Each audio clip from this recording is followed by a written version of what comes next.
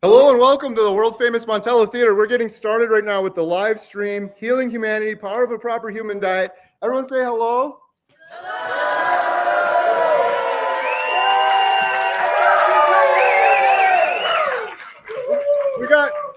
We got Dr. Tony Hampton on here. I'm going to do an official proper intro for Dr. Hampton here in just a second. Let's see here. I'm going to open this up.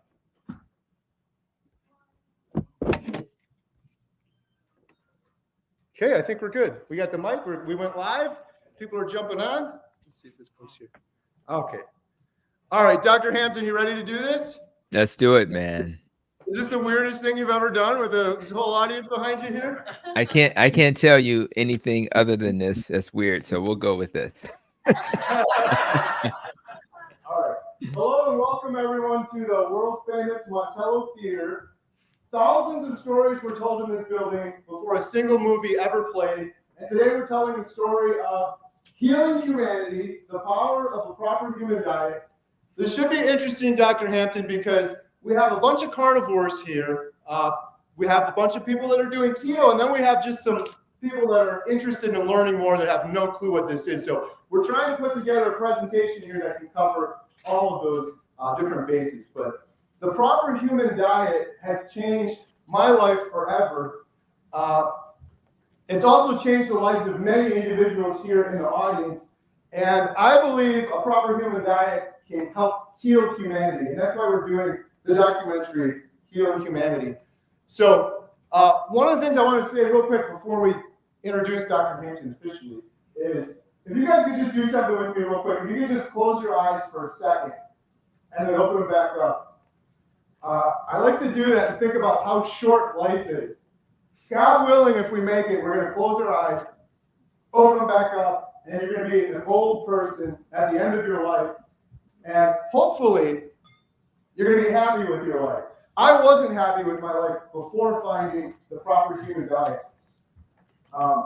And it's changed my life forever. And that was one of my reasons and one of my whys. So we're going to talk about that a little bit more in a second. But life is so short, and I didn't want to live my life anymore in a brain fog, with fatigue, with aches and pains and ailments and issues, and so many things. I was just living in a blur. And eating a proper human diet has changed that for me forever.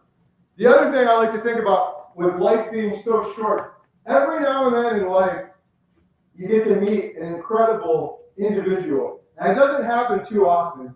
And when it does happen, you really got to pay attention to it, and you really got to appreciate it. And so you guys are about to meet an incredible individual. I'm going to introduce you here in a second. Dr. Tony Hampton dedicated his life to healing people. This man is a life changer. So if you guys could, along with me, please welcome Dr. Tony Hampton.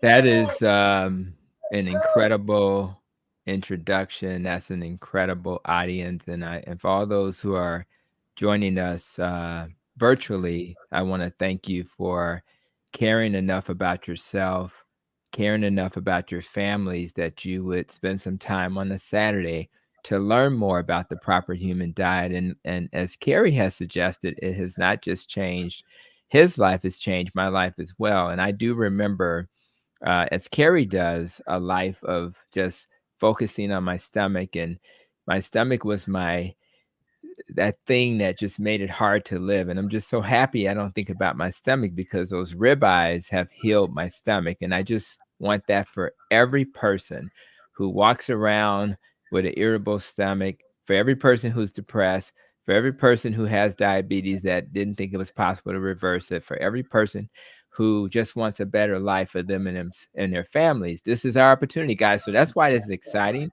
And we are just scratching the surface. There are so many people who need to learn and hear this message. So let's do it. Let's have fun. Let's learn, and let's ask questions. So Kerry, let's make this happen, my friend. Thank you, Dr. Hampton. Let's do it. So first, I wanted to start with a quick intro for Dr. Hampton, the Metabolic Doc, Dr. Tony Hampton on YouTube. Dr. Hampton, could you maybe tell us a little bit about yourself and your background? Yeah, I have been focused on nutrition probably for about, I would even argue, 20 years as a doctor. I started as a plant-based doctor, trying to find the best way to help my kids heal. So I went down the plant-based approach, which was better than the standard American diet. But later I realized that my stomach was still irritable. My wife's blood sugar, she has type 1 diabetes, was still out of control with a plant-based diet. I later discovered, thankfully, that low carb was a better approach for her, for myself, and my kids. After getting the benefits of low carb, I then found that I needed to tighten that up and go keto. And we did keto for a while. And I decided, through the influence of others like Dr. Kim Berry and others, I realized that I should try this carnivore thing. And when I did the carnivore diet, that's when things got magical for me. That's when my symptoms completely disappeared. And what really was amazing is not just the benefits we have as a family, my wife as a person with type 1 diabetes has. We found that my patients started to heal. We found that the patients started getting off of insulin for the first time. Patients started getting off blood pressure medicines for the first time. So with this approach, so many people have benefited. And the additional training I got in obesity medicine and my master's in nutrition and functional medicine just filled those knowledge gaps so that we can, when we're presented with information that doesn't really make sense where we're focused on using medicines, I now always ask the question, is there another way? Is there a natural way to do this? And by doing that approach, I find 99% of the time, you don't have to live on medicines for the rest of your life. So it's really just an opportunity to give people hope. And by giving them hope, they can then have the kind of life they've always imagined. So now I'm a healer as opposed to a drug dealer. And I'm so happy to be a healer, which is what God intended. That's a great transition, Dr. Hampton. Look at this man, these beautiful pictures. Shout out Adam Carnivore today. This was when we filmed Dr. Hampton for the documentary. And I have a little clip. I don't know if you've seen this. You're going to see it now, Dr. Hampton. This is just a little short clip. We're trying to hold everything over for the documentary. We've done a lot of YouTube videos together. But this next clip of Dr. Hampton gives me goosebumps. So I wanted to share this with you. There's some still shots, but here's the clip. And we have a few just short video clips throughout this presentation. When I think about what gets me really excited, for the first 15 years of my career, I took 1 or 2 people off of medicines. Since then, and when I started to move towards encouraging patients to reduce carbs, I now do that every week. In fact, a week before we recorded this video, I took 7 people off medicines in 1 week. Some of those patients never thought they'd ever get off medicines. One of them got off of insulin, and they simply did it by making dietary changes. Some did it with keto, some did it with carnivore, but I've now transitioned from a disease manager to a disease healer. I've transitioned from a drug dealer to a healer. And I can't believe it's happened. And it really just took taking the time to learn a different path. When I recognized that what I was doing wasn't healing people, I am so thankful that I realized that I need to do something different. A little research later, I found low carb, keto, and carnivore, and I've been off to the races since. So I just hope that more people learn this, whether it's a patient or a clinician, so that more people can heal.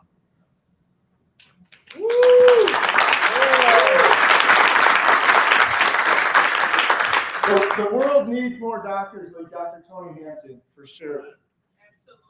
Thank you for that, Dr. Hampton. So we're going to jump around a little bit, but I wanted to share just real quick a little bit about my story. Some of you have heard it, but there's other people here that haven't, just from the individual perspective. So you can see the girls called me there on the left, that's Fatty McButterpants.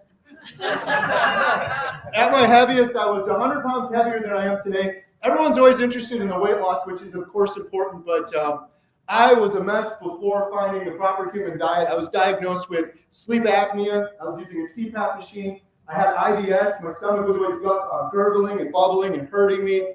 I had gout and inflammation. I had gout so bad in my foot, I was going around on a mobility scooter. 18 months, they wanted to do surgery and cut my toe. And I had inflammation in my back and elbows. I was always in aches and pains and issues. I was diagnosed with skin cancer. I had my appendix burst. I lost my gallbladder. 5 years ago, I had a mini stroke in our house. And I had a bunch of tests after that. And it turns out I have congestive heart failure. So I had all of these issues. But aside from all of those, the worst one for me, I always show people this. Dr. Hampton's getting people off their meds. I really appreciate that greatly because these were all of my medications for so long, and as of right now, I'm on 0 medications.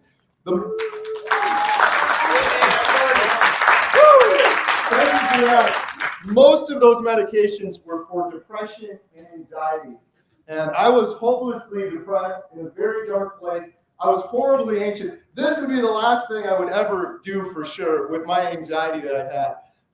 But finding a proper human diet has changed all of that for me, and eating proper human foods. So I've been doing YouTube now for a long time, as some of you know. I decided after doing carnivore, I'm doing the carnivore version of a proper human diet. We're going to talk to Dr. Hampton about this a little bit more. There's different, I guess, definitions for this, but I define that as eating proper natural foods that humans were intended to eat. I don't think I was ever intended to eat seed oils and sugars and processed garbage that you can't pronounce half of the ingredients for. I stopped all of those things and I said, I didn't tell myself I'm going to eat meat for 30 days. I told myself I'm going to eliminate all this crazy stuff that I know is not good for me. I'm going to stop the sugar, the seed oils, all of that. I did it for 30 days and it was absolutely incredible. My depression started going away. My anxiety went away. Aches and pains in my back. IBS went away real quick. The inflammation within like a week. I stopped snoring. So many things happened so quickly for me.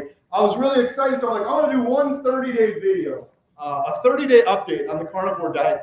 And it just went crazy. It's got like 800,000 views. But more importantly, so many individuals came to me and they're like, Kerry, I know this already. I was doing the proper human diet. I had people in their 60s, 70s, and 80s so excited just like me and so passionate just like me that they were doing this already and they were succeeding. I'm like, why was I never told about this? Why was I on all this medication? And why was I so hopeless for so long? I started doing more research and finding more good doctors like Dr. Hampton and Dr. Barry. And then I started hearing individual stories. So I've got this clip quick just to show you some other individuals. We're not supposed to die sick. I was just sick of being sick. The main thing has been my diet and fasting that has helped with my chemo. I've been a carnivore now for over a year. In that first year of going carnivore, I lost 120 pounds. I stopped snoring the first week. I started waking up in the mornings. I'd never been able to wake up in the mornings my whole life. Then I lost 7 pounds the first month. Then I lost 7 pounds the next month. Then I lost 7 pounds the next month. I lost 7 pounds every month for 7 months. Before carnivore, I wasn't able to do and move and do the things that I wanted to do. My tinnitus went away, my energy improved, my sleep got better. And then it wasn't even a week, and all the inflammation had left my body. And carnivore has freed me from all of that. And this is him now. He got into his old Boy Scout shirt he hadn't put it on since he was 25 years old. So I got to throw away all my clothes, and my psoriasis disappeared, and I had floaters in my right eye, and they cleared up. The lump in my throat has gone. I get no acid reflux. I get no food reactions. I have no styes in my eyes, no ulcers in my mouth, no sore mouth, no Raynaud's. It's changed my entire life, without a doubt. And so many other lives. I'm down 100 pounds since my heaviest. I've overcome depression, anxiety. I'm getting stronger, much stronger than ever before. There is a 5K that I have my sights on. It's amazing what's happening to me. It eliminated every inflammation in my body. Back pain, lower back pain, which I hadn't even said anything about. And it eliminated it all, right? In a week. Started at 189 and currently weigh 128. My blood pressure is normal. It came down. It's now normal. My mom went on the diet and her osteoarthritis went away. My dad went on the diet and he lost 70 pounds. He had psoriasis. That went away. I've lost now 105 pounds. For 30 days, I ate only meat and water. 30 days, within 30 days, I actually was able to get off blood pressure medicine. I'm better now probably than I've ever been in my life. And I haven't been taking antidepressants for a whole year. Yeah, you were off all meds. I was off all meds by the end of my 30 days. And that was like, woo, unbelievable. I had arthritis so bad in my toe, they thought it was gout. Completely gone. 18 months of suffering. They were going to do surgery on this foot. And now, honey, we are medication free. Yes. I've been talking about this diet to spread awareness in hopes that the medical community can take something like this seriously. So I just wanted to share that to show some other individuals.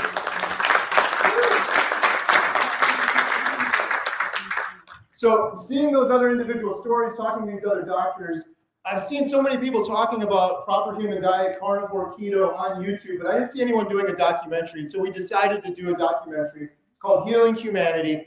And so I guess it begs the question, does humanity need healing? And Dr. Hampton, I wanted to ask you about this. Like in your practice, you're seeing a lot of patients over the years. What are you seeing? How do you answer that question? Does humanity need healing? Are things getting better or worse? Or how does it look from your side? Uh-oh. He's frozen. He's frozen. He's just absorbing all the good. Well, while he's absorbing this information,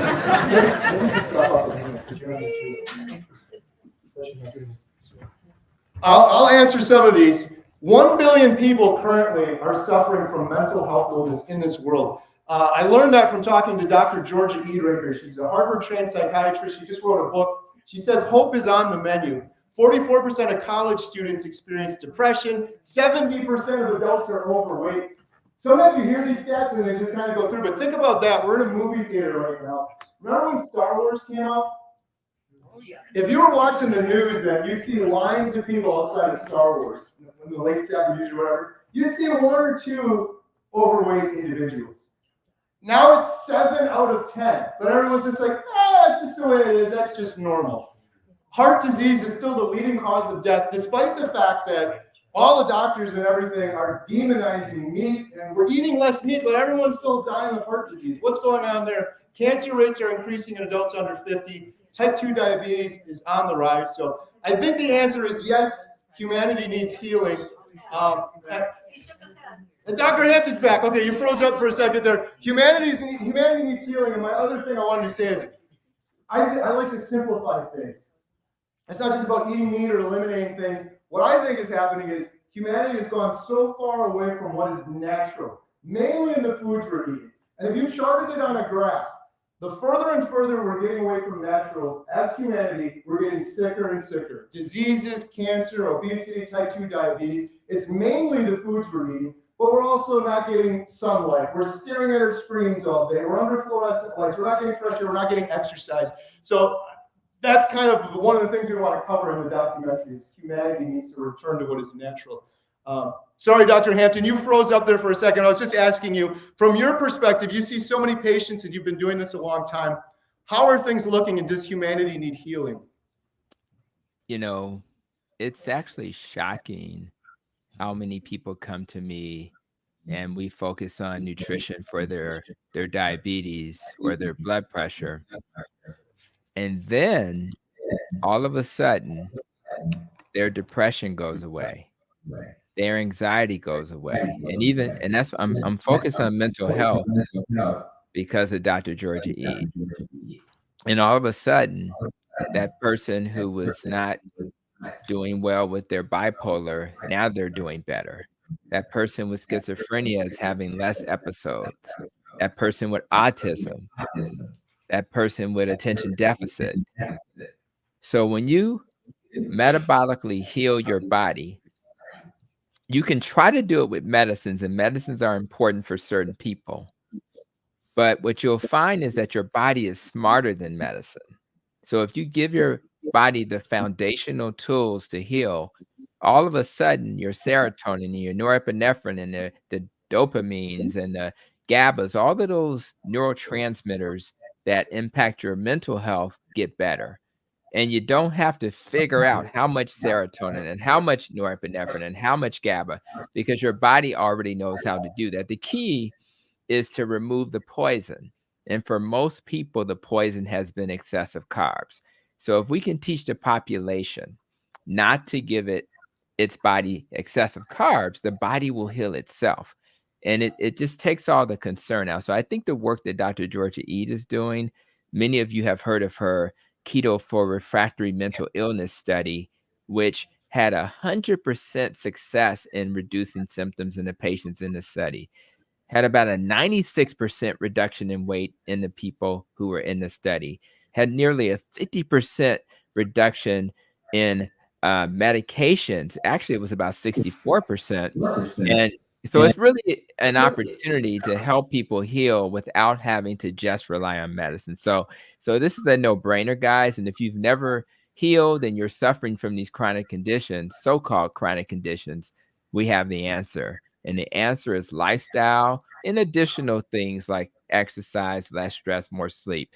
But the diet is probably the biggest lever you'll ever pull if you want to heal. And that's why we want to encourage you and your family members, if you're not doing this, to at least give it a try. And hopefully after today's live stream, you'll be inspired to give it a try. Thank you, Dr. Hampton.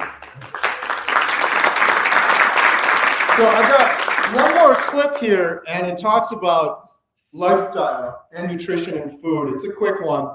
And the first person you're going to see is actually my neighbor who does regenerative farming. And we're inviting everyone afterwards if they want to visit the farm. They've got a little farm store. He's willing to give tours. So more to come on that, but we'll show this clip here real quick. Diabetes, cancer, heart disease. It's running rampant. It's all the way we, number one, eat.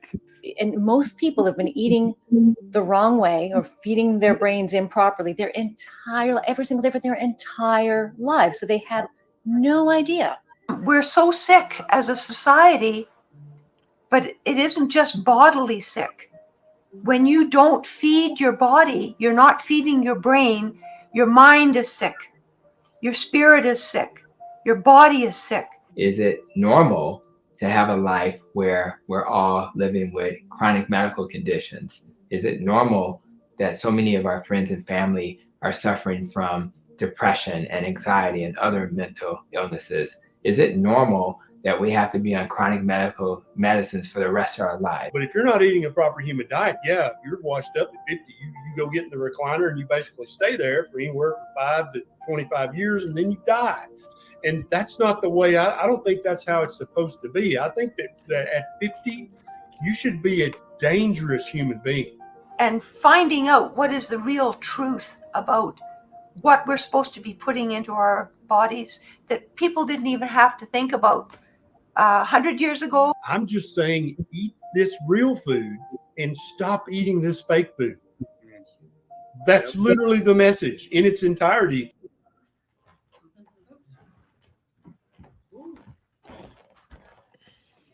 All right. So, Dr. Hampton, I was hoping maybe we could talk a little bit more. What is real food? And how do you approach this with patients that you see? Some of this is hard conversations to have when I tell people, I'm doing the carnivore diet. So I was hoping we could talk a little bit more about that. Yeah, let's do that. It's actually interesting because I think when I first started my journey, I don't think I understood what real food was. I thought anything I put in my mouth was real food, rather it was the ice cream or the steak. I didn't see any difference because ice cream is made from natural stuff, right? So it's got to be real food. I later learned that you have to eat what's essential to live, right? So the first big message I think people should think about is what's essential for life. And I think the easiest way to visualize this is to think about that bear that's out there trying to catch salmon. The question is if that bear only eats that salmon, is that bear going to be okay? And the answer is that bear is going to be okay because the bear is going to eat a piece of fish that has the two essential things you need to live. Those are the essential proteins and the essential amino acids. And if you eat nothing but that, you'll be fine. Now, having said that, is the bear able to eat honey and nuts and plant matter sometimes? Absolutely. Can the bear survive without eating fruits and nuts and plant matter? Absolutely. And no, there's no difference between you and that bear. So the goal when it comes to, what is real food, you start with the essential things. So if you start with high quality meat and animal fat, you have the essential protein and fat to live. What you don't need to live are grains and sugars and processed food. And even if you eat those things like fruit and carbs, you don't have to ever eat them. And if you eat them, my advice to my patients is to eat low carb vegetables and berries if you're going to eat those things. And what this does is it honors our legacy of our ancestors, which were eating fatty meat primarily, and they thrived on eating the protein and fat in the animals that they ate, and periodically would eat fruits and vegetables. So I think if we take that approach and we realize that a lot of the things that we've been eating, like grains, are only in recent years, we will align with what's physiologically normal for our body, eating what our body needs. And if you eat what your body needs, your body will have the capacity to be healthy and to heal. Thank you, Dr. Hampton. I love the example of the animals because I've used this one before on my channel, but there's millions of species on Earth. They don't even know how many species there are. Almost every species has its intended diet. And it seems like, Dr. Hampton, for one reason or another, us big-brained humans are the only ones that overcomplicate it so much. And we got to go to the grocery store. We got to have 60,000 different products to choose from. And we got to have 47 different types of ketchup to choose from. It's kind of crazy. We're the only ones that seem to do that. I don't know if this was you, Dr. Hampton, but I've heard this analogy before. If you saw a deer in the wild and the deer's belly was hanging down and rubbing on the ground and its fur was missing and it had big bags under its eyes and it was just hobbling along, it was arthritic, you'd be like, oh my goodness, that poor deer, what's wrong with it? It's sick. But if you go to the grocery store or you go across the street to Quick Trip over here, most of the humanity you see is like that right now. And it's just been normalized.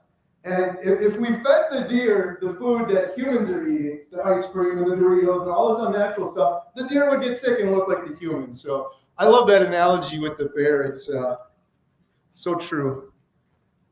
All right, so we're going to jump around a little bit. I got more slides with Dr. Hampton. Just one last thing on the documentary. So the name of the documentary we decided to do is Healing Humanity, the Power of a Proper Human Diet. Dr. Hampton, thank you so much for introducing me to Dr. Georgia Ede, who we were talking about earlier. The goal of this documentary is to follow real people over the course of the year, using a proper human diet, eating real natural foods to overcome a multitude of different health issues. So obesity, diabetes, autoimmune disorders, fertility issues. But one common thread we're seeing is mental health issues, which Dr. Hampton just touched on earlier. Most of the individuals in our documentary we're filming have depression or have anxiety. So that's kind of a common thread through the whole thing. We got a nice quote here by Dr. Kiltz. It's the documented stories that matter. And that's what we're trying to do with the documentaries. Just put the real stories out of people doing this over here, because I get so many people, even individuals in the audience right now, that are coming up to me and they say, I want to know what to do. I want help. It's so hard to tell people, just eat meat. Just do like I'm doing. But if you put those examples out there, like Bill Knott's example or Jeff DeProsperous or Maggie, then you guys can get inspired by those examples and maybe want to change for yourself. So that's kind of the idea behind the documentary. I've got one more clip here, and Dr. Hampton, you are in this clip. I just wanted to show this to people because there's individuals here that have never heard of a proper human diet or carnivore or keto. And I think Kerry's crazy, and Kerry's Dr. Hampton's a little crazy too. I wanted to show you some other individuals that are going to be participating in the documentary. We've got a heart surgeon. We've got some really smart people. And just keep in mind, they all eat like Dr. Hampton eats, and they all eat like I eat. So this is just a quick clip here. And from day one, when I first started advocating for this, I said, it's not going to be up to one person. It's going to be up to many thousands and even millions of people. It's the documented stories yes, that matter. I evolved to that. And I think that's what I want people to do. Do your own version of an elimination diet, and let's see what happens. I feel a calling. I feel a responsibility, like you said, Kerry. Yes. I feel like there's a weight on my heart. No pressure. I don't want to put you on the spot, but I wanted to ask you if you'd be interested in participating in this documentary. I would absolutely support that. I definitely don't want to put you on the spot, but if you're interested in participating in any way whatsoever, if I can help some way, I'd be happy to. So anyway, so there you go. Easy question. I don't want to put you on the spot, but if you were interested in participating in any way whatsoever, it would be a huge honor. I think it would really help as well. Oh, 100%. I'd love to. I don't want to put you on the spot. I'm in, by the way. I hope that was an ask. Yes. I'm so grateful that you've invited me here, and I'm inspired by what you're doing also. I don't want to put you on the spot, but I was wondering if you'd be interested in participating in the documentary in any way.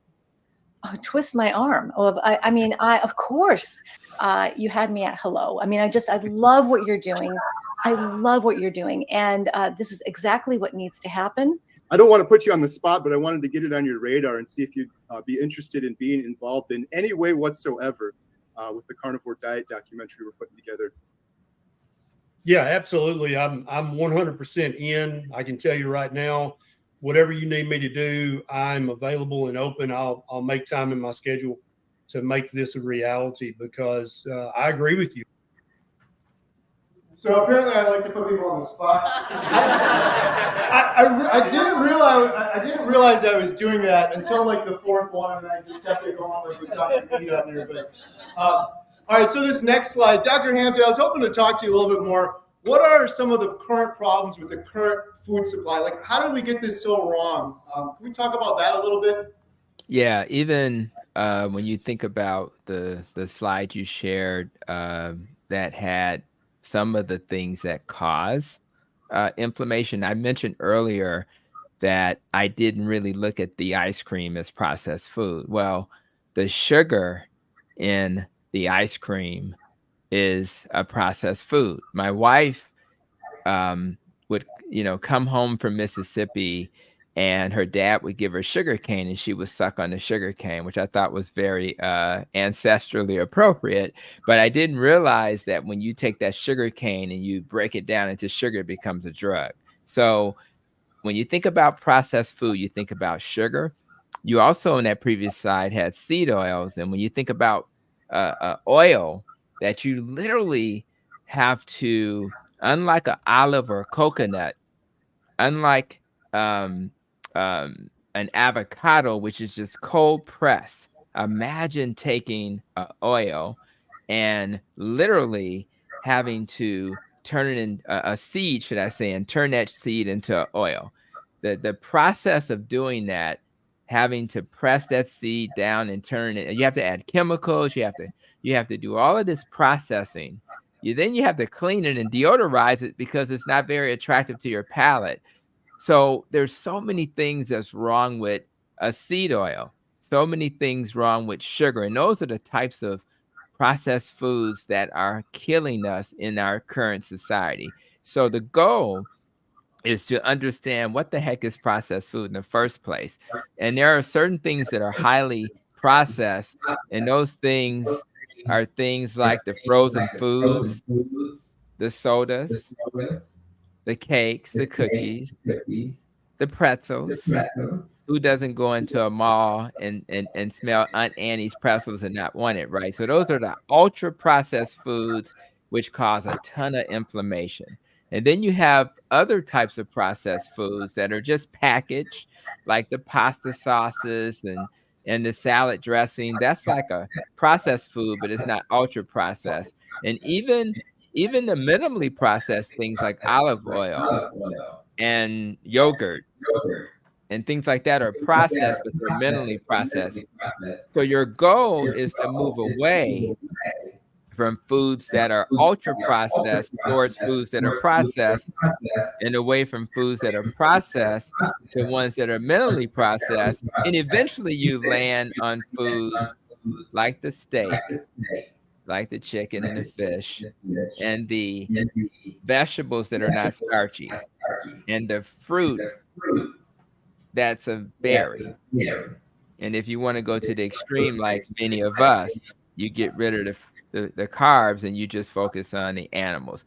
That's the best way to eliminate processed food, because when you do that, you eliminate toxins, right? And those toxins are the things like the pesticides that they use to produce most of the produce that we eat, and those heavy metals that you may find that are being exposed to you, rather it's through you think about Flint, Michigan, and our babies in Flint, Michigan are being exposed to lead. Even in Chicago, where I sit right now, they have a lead problem, but you wouldn't know it because it's not being talked about.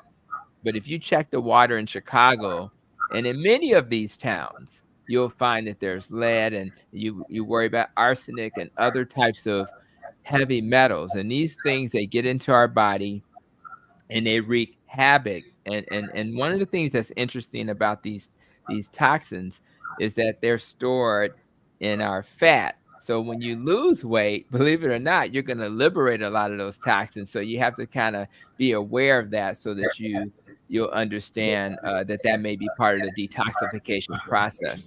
And when you expose your body to these toxins, you're going to be tired. You may have skin problems. You may have brain fog. You greatly increase your risk for dementia. You increase your risk for depression. You don't sleep well. You have stomach issues like I had and Kerry had, and you sometimes suffer from chronic pain. So the goal is to not expose yourself to these things. And it's very difficult because when you think about that plastic, those microplastics, most of us still drink water out of a plastic bottle. But those plastics, they're endocrine disruptors. And Dr. Kiltz would say it increases your risk for infertility. It would increase your risk for obesity, increase your risk for diabetes and cancer, and of course your risk for heart disease and stroke.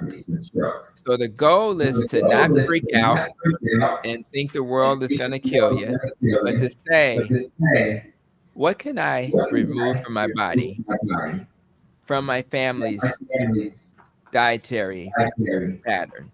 And you start to make little changes so that your body will have a chance to heal. Our country is one of the few countries that allows us to use all these dyes in our food. Why is it that in Europe they don't use all those dyes, but in this country we still do? And those things cause harm. And all the additives that are in food, it affect our gastrointestinal system, our nervous system, and our hormones. So the key is to think about processed food as the enemy. Think about the metals as the enemy and start walking towards a dietary pattern where you remove those. We're excited about carnivore because with this dietary pattern, you essentially remove all of those things. And that's why I think for most people who want to heal, this is one of the best ways to do it. Not the only way, but it's one of the best ways. And it's been the key for my family. And I think for many of you checking us out today, it's going to be the key for your family as well. Thank you, Dr. Hampton. I love that you mentioned brain fog and fatigue. When we came up with the name Healing Humanity, we're like, that's a pretty big goal. That's kind of lofty, right? And I think humanity needs healing for all of the reasons we talked about, all the chronic disease and cancer and obesity and all those things. But if you ignore all of that, prior to going on a proper human diet, I had that brain fog, Dr. Hampton, and I had constant fatigue.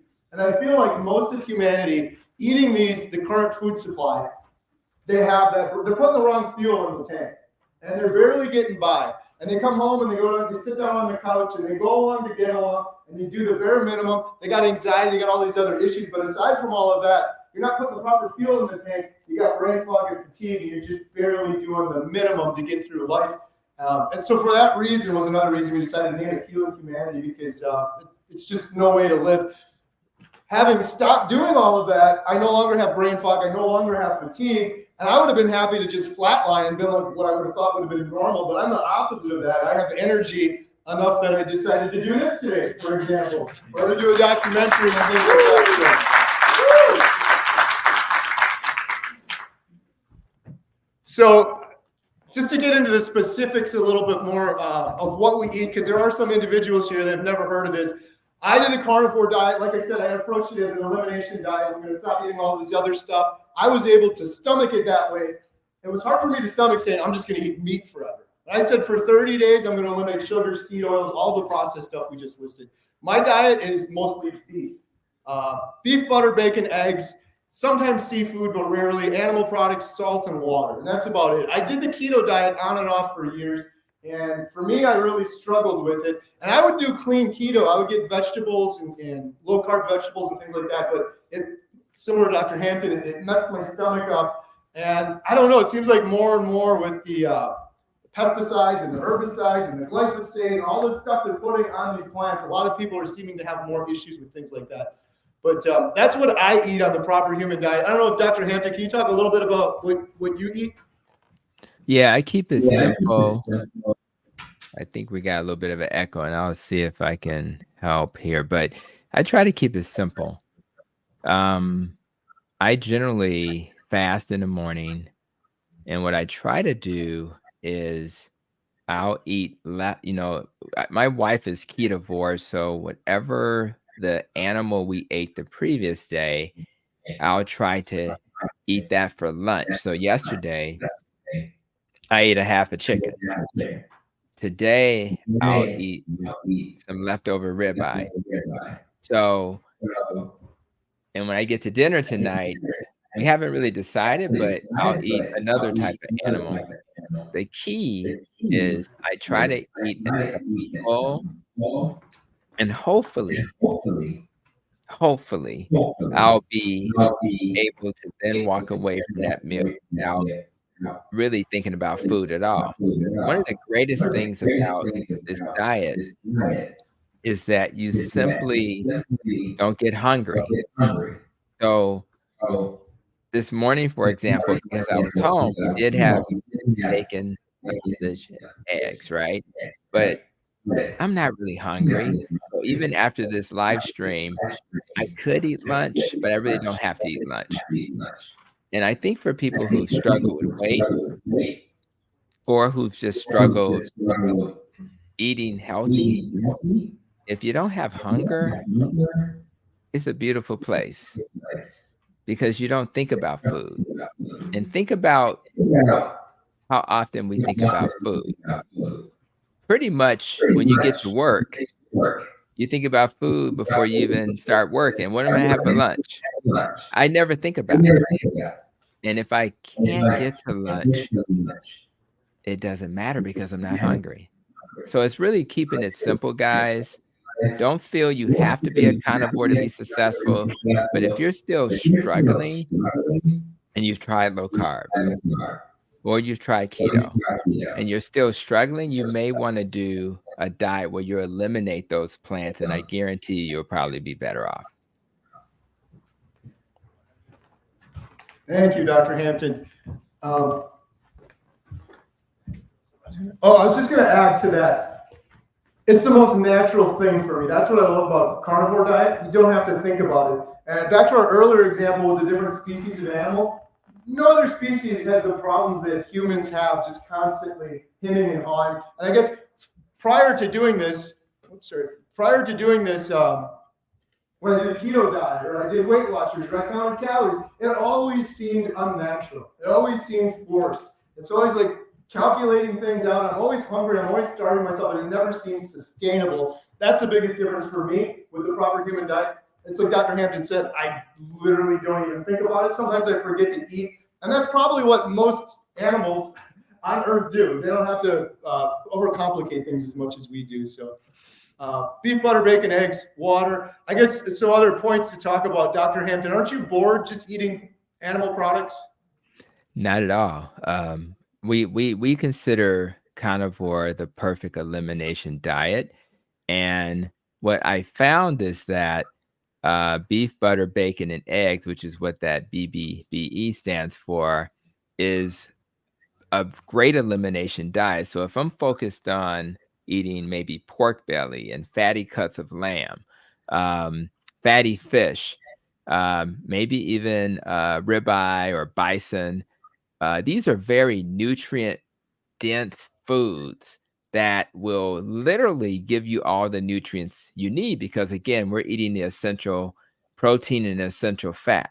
And if you think about an egg, since that's part of this BBE, I mean, an egg is literally a future chicken, right? So it clearly has to have all the essential nutrients, because it's exactly what turns into an actual duck or chicken.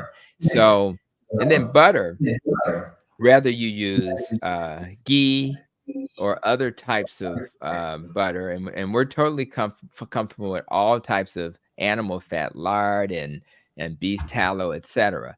When you eat this way, again, you're giving your body the essential fats, the essential protein, and you're not going to be hungry. So at the end of the day, when you do this, you essentially eliminate the toxins. And what are those toxins? Because we use that term loosely, right? We eliminate the anti-nutrients and things like lectins. You may have heard the term lectin before. And lectins, when you consume them and they come from plants, things like gluten, it wreaks havoc on your gut. And before I went and got my master's in nutrition, I didn't even know what a leaky gut was. Now I know that because of things like lectins in my food, I can have inflammation in my gut. I can increase my risk for autoimmune diseases in my gut. So I stay away from the wheats and the rye and the barleys and the lentils and all of these plant matter that actually can harm me, when I was told my entire life that they were good for me. And then I think about things like oxalates, which are in plants, and they can disrupt my ability to absorb the calcium and the magnesium that I need from my body. You certainly need magnesium when you're on a low-carb keto or carnivore diet. And those things come from those grains that they insist that you must eat, and the nuts and the soy. And I was eating a ton of soy when I was a plant-based doctor. And finally, you think about things like phytic acid, which is another type of anti-nutrient, which really reduces my ability to absorb my minerals. And as you know, when you're low carb, keto, or carnivore, you need your minerals. You need your zinc and your iron. And I don't want to consume something that's going to negatively affect that. So I stay away from those grains and seeds and nuts that have these phytic acids. And because I'm carnivore, I also stay away from seed oil. So one of the benefits of BBBE is that I'm not doing seed oils. I'm not doing that fiber. And I'm eating nutrient-dense food that will give my body what it needs. And what I like the most about this dietary pattern, Kerry, is that it is so simple. I don't have to think. I mean, the time we spent trying to figure out, when I was plant-based, how to create a meal that was palatable, it was a lot of work, required a lot of energy and resource, and it required a lot of time. Me and my air fryer spend very little time together because it's really quick. I put my ribeye in there, I flip it halfway through, and the next thing, and so we used to literally hate to be the one who had to cook, because we share cooking responsibilities. Whoever gets home first is the person who cooks.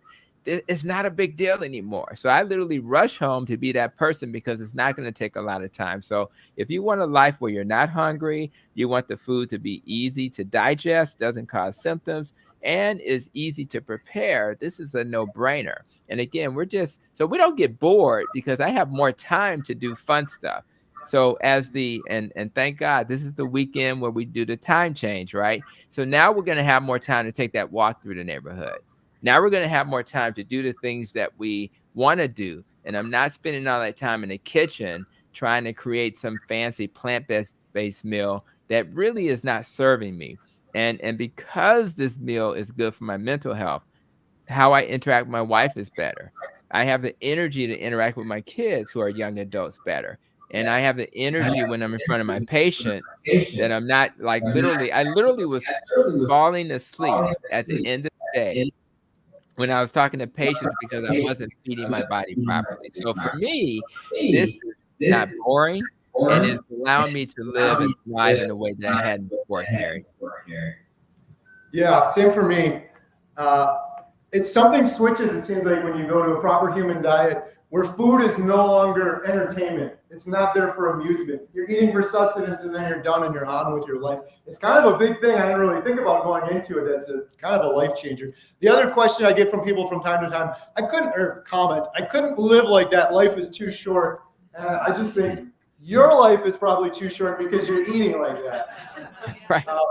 If the only entertainment you're getting in life is your food, then you're probably doing something wrong. So, and speaking of life being short, we got an example here later. We showed Maggie a little bit, but she's an 83-year-old carnivore, been eating this way for 65 years now. So, all right, I'm gonna go to this one next here. Dr. Hampton, you've taught me a lot, and one of the things, like my whole life, and as a carnivore, everyone's like, oh my goodness, what about your cholesterol? You're gonna clog your arteries. That's all I ever worried about my whole life. I'm on statins, I'm on all this medication.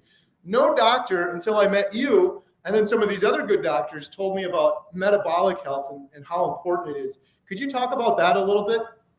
Yeah, absolutely. When you call yourself the metabolic health doc, obviously that term means a lot. So I think the key, one thing that you want to think about first is this idea of metabolic health is so critical because literally 70-80% of the metabolic health conditions that we get exposed to are metabolic. Rather it's the heart attack, the stroke, of course they call dementia, type 3 diabetes. We've heard from Dr. Seifried on previous episodes on your channel and others that cancer is a metabolic disease. And we are so afraid of cancer. So we're talking about heart disease, stroke, cancer, dementia. These are the top 5 causes of death. So now that you know it's associated with all of these things that keep you up at night, what is metabolic disease? Well, you start with your belly. Of the things that we think about, in fact, let's do a quiz. If we say metabolic, if we say your abdominal circumference, your blood sugar, your blood pressure, your triglycerides, and HDL, put in the comments, if you're doing this virtually, which one is the most predictive of a future heart attack? Which one is the most predictive of metabolic disease? If your belly circumference is greater than 40 inches in men and 35 in women, that's considered a large abdominal circumference.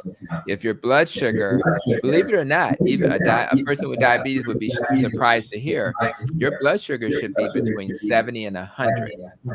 And if it's over 100 when you're fasting, that's considered abnormal.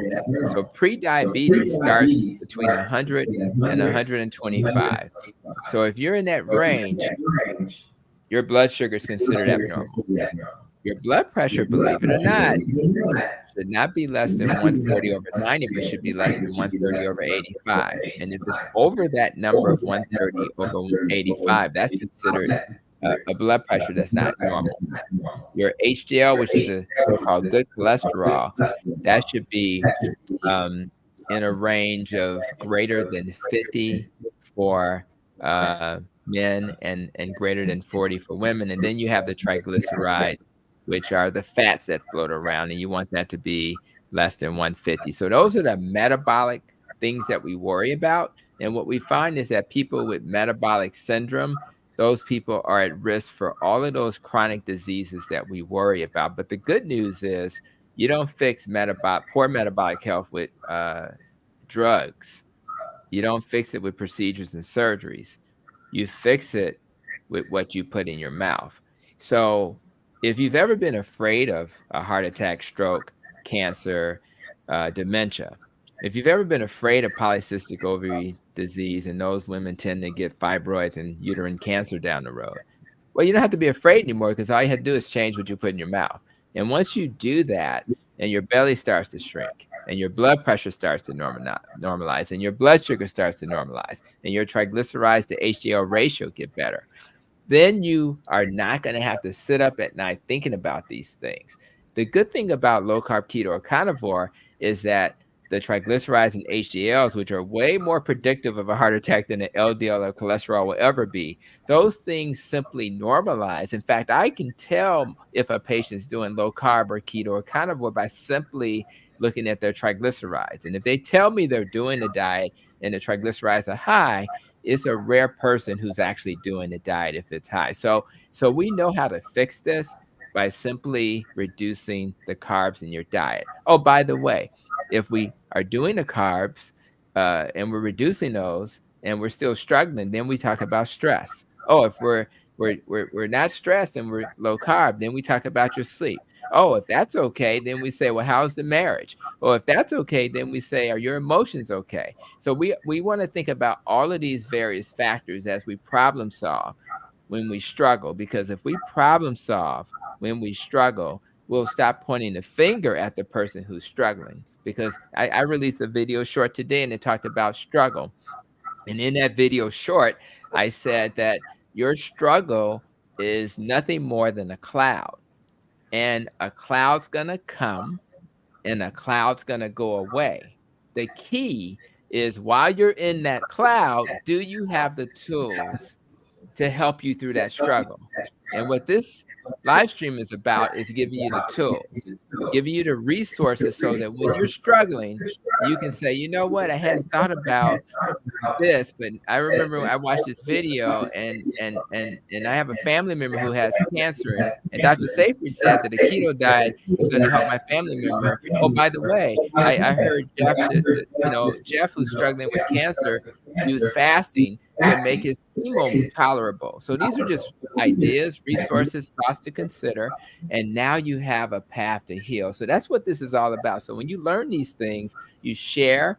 You don't indoctrinate and you don't, preach. What you do is say, you know what? I heard that there's another way to do this. And that's why I'm here sharing this message, because a lot of people, friends, family, colleagues, they have never heard this. I have doctors today who are nephrologists who have never seen somebody's kidney function get better, which is shocking. And I see it happen every week. And when it happens, they're not curious enough to ask, how did that happen? So we need to live in a world where people who are being given a gift to care for others are given the knowledge of how to do it the right way.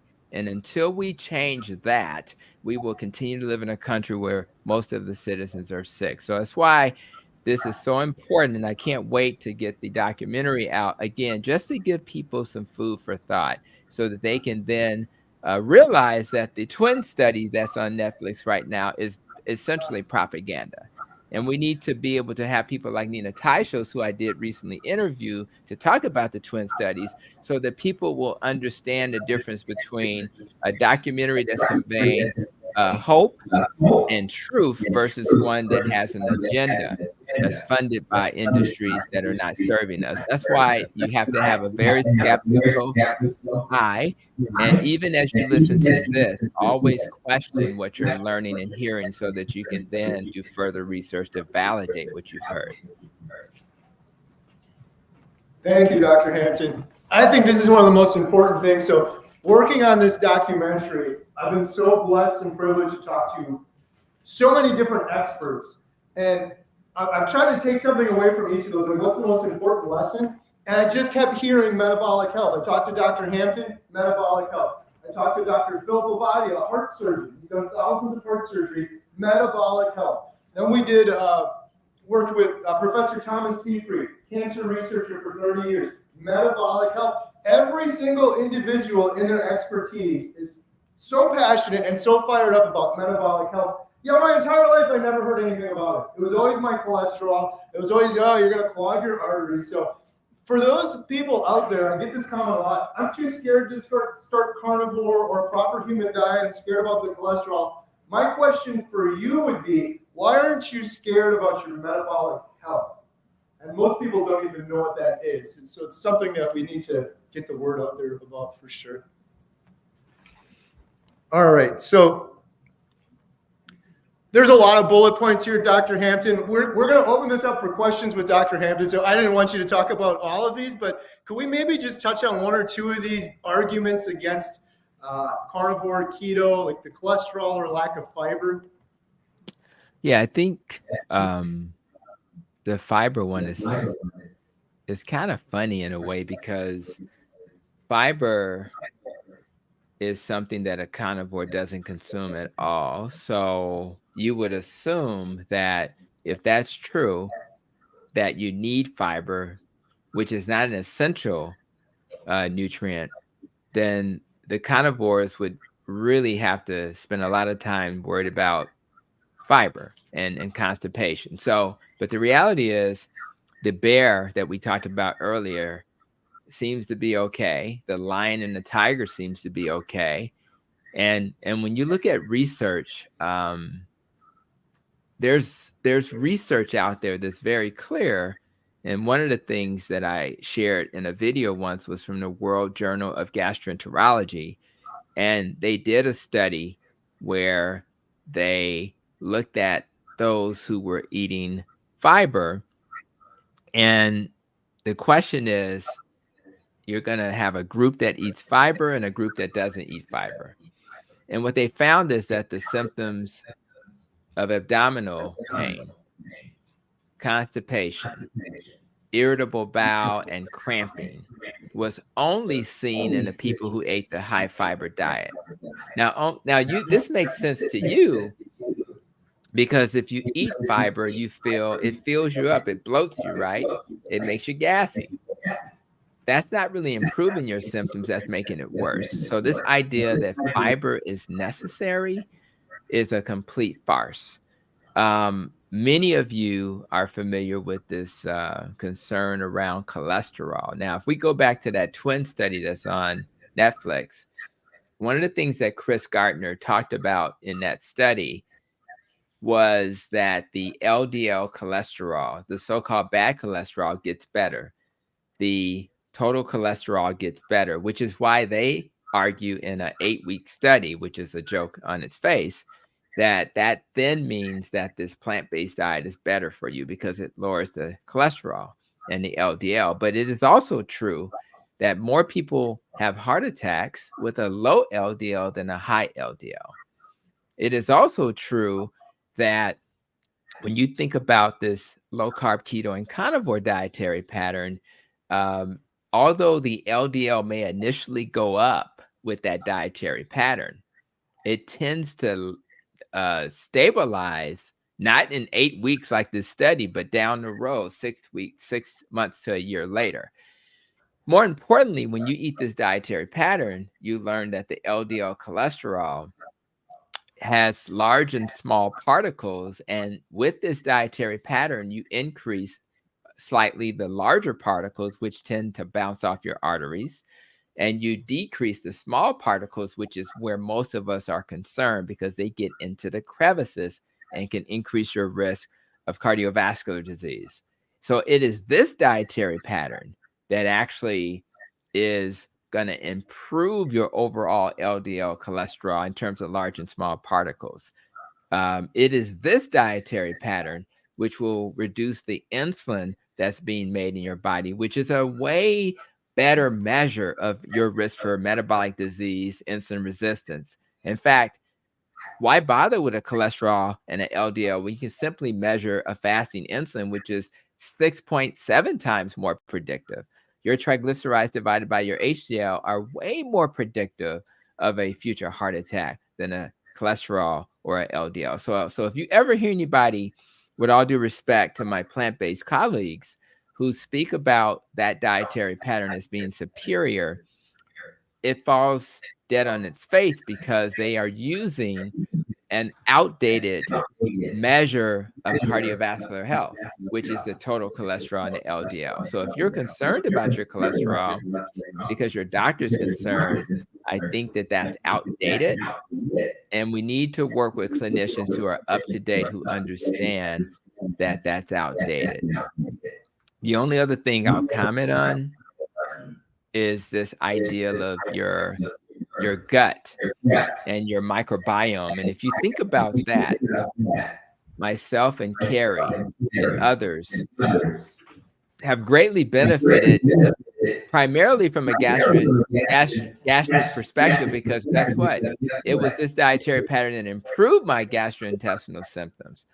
And what they'll tell you is that the microbiome of a plant-based eater is better because it's more diverse, and it needs to be diverse because you're eating all of these different plant matters, and part of the job of the bacteria is to help digest and process all of these different plant matter. But if you don't eat all of these different plant matter, your body's microbiome can be a little simpler. It doesn't have to be as complex.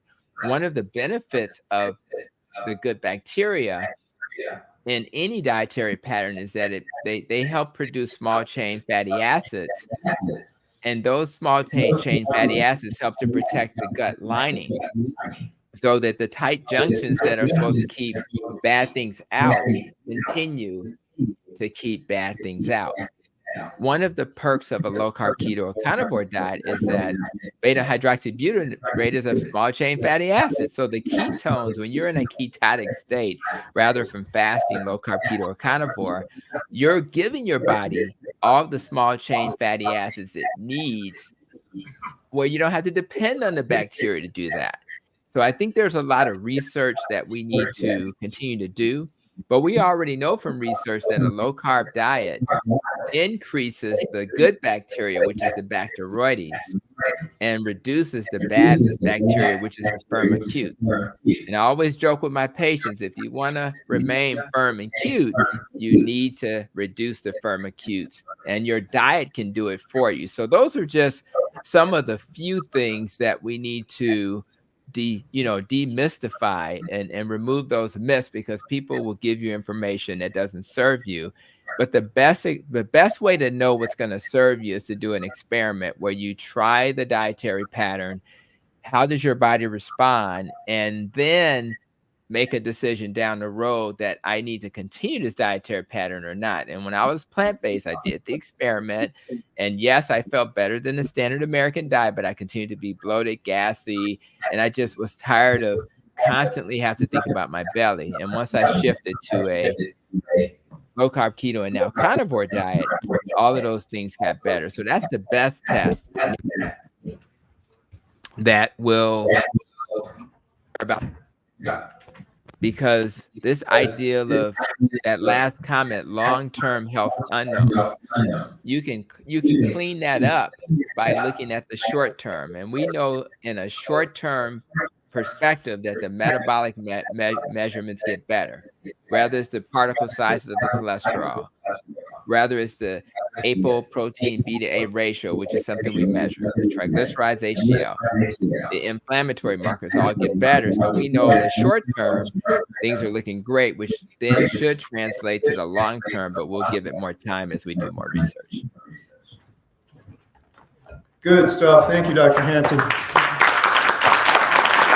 Hey, real quick, everyone that's watching from my channel, there's 300 people on here.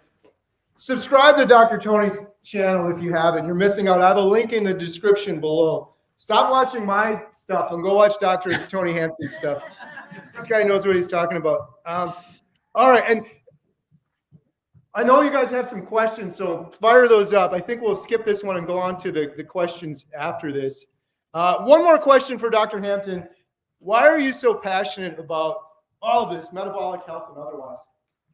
Wow, that may be the easiest question to answer. Imagine being a doctor who was so tired at the end of the day that I was falling asleep in the car at the stoplight on the way home. So the first thing that makes me passionate is that it changed my life. The other thing that I would bring to your attention is what happens to my patients. And imagine having a patient in front of you who has been told that they're going to be on medicine for the rest of their lives. I think about a previous podcast guest, Gwendolyn Butler, who was on insulin for 11 years and got off insulin within 45 days. And imagine what her life has how her life has changed. Imagine a person like my wife who has type 1 diabetes and have another patient, in spite of having type 1 diabetes, just like the type 1 grit group on Facebook, just like Dr. Bernstein of the Diabetes Solution book has normalized his blood sugars. And that's important because the average person with type 1 diabetes has an average A1C of 8.5. If you are a person with type 1 diabetes, you will not normalize your blood sugars with insulin alone. It's almost impossible. If you do a keto carnivore diet, you have a chance. Imagine being told, if you're a patient, by the nephrologist that we can't reverse your failing kidneys, and then getting that person in front of you and giving them this path. Dr. David Unwin in the UK has done research that shows you can certainly improve your kidney function with low carb or keto. Imagine that person's kidneys getting better and them not having to sleep every night thinking about being on dialysis. Imagine living in a world where a person has hope to treat their cancer. When you have people like Jeff, who's often on Carrie's channel, who has gained 1.5 years of life, to my understanding, that he was told he wouldn't gain. Imagine what that 1.5 years of life, and hopefully many more, has done for his family. And imagine patients who come to you who are in a walker, who lose 100 pounds and are coming into the clinic, not with a walker. In fact, this patient was in a wheelchair, not with a walker, not with a cane, but just walking into the clinic. This is what happens when you teach people how to heal. And let's be clear. I think there are great people working for pharmaceutical companies. I think there are great people working for insurance companies, but the agenda is not always to serve us. The agenda, the only people they're accountable to is the investors. So if I can come up with a way to make sure my drug is being given to as many people as possible, those statins, if I can give it to everybody, put it in the water if possible. If I can get drugs like Jardiance that make you pee out sugar and make it standard of care that we give you this drug to make you pee out glucose instead of you stop consuming the poison. If that becomes the standard of care, when achieving metabolic health should be the standard of care, you can understand why I'm so passionate. So all I'm trying to do is shift us from managing disease and making profits for companies to a model where we help people heal and reduce the cost of care for everybody. More importantly, so people can be here longer and enjoy their families. And I think that's what's wrong with our health systems. And I think that's wrong with our country. And I think it's going to require a lot of work and effort, because guess what, guys? Dr. Hampton doesn't have $1 billion to invest like the companies do. So it's going to require all of us in this theater who are hearing this virtually to spread this message so that more people will learn that if it's not for us to make this happen, it will never happen. And that's why, again, we have a lot of work to do, but be optimistic, because many people in that theater have already healed. Many people who are listening to this live stream have already healed. So we know it works. We just have to make sure more people hear this message. And I think the work we're doing today is part of that effort. So again, Kerry, that's why I love you so much. I love what you're trying to do. I love what you're doing. And I think this is exactly what the world needs. We need more Kerrys in the world, and we need more people in this audience in the world. And of course, those who are checking us out virtually. So thank you, Kerry, for all you're doing, my friend.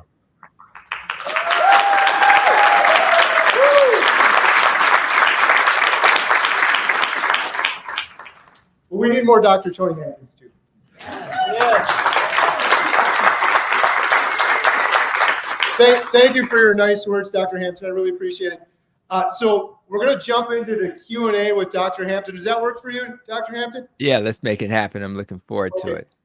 I just got one last thing. Everyone wanted to get a quick update on Bill. Not some of you aren't familiar with Bill, so I got a little short clip here I wanted to share with you on my buddy Bill. Again, this isn't stuff from the documentary, but it's kind of a fun update. So, and just before I show you that, this is, for those of you that aren't familiar with Bill, I mentioned it earlier. He was 700 pounds, stuck in his house in Alaska for 4 years. Saw my YouTube video, said I'm not gonna be in this world much longer if I don't make a major change. 3 weeks later, my daughter Emma, who just disappeared, her and I flew out to Alaska and we started filming Bill's story. And he has since started a YouTube channel.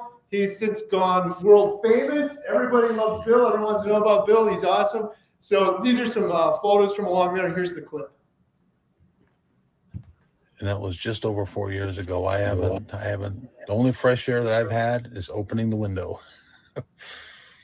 and looking out the window. In 4 years, I just can't, it feels like 40 years, to be honest.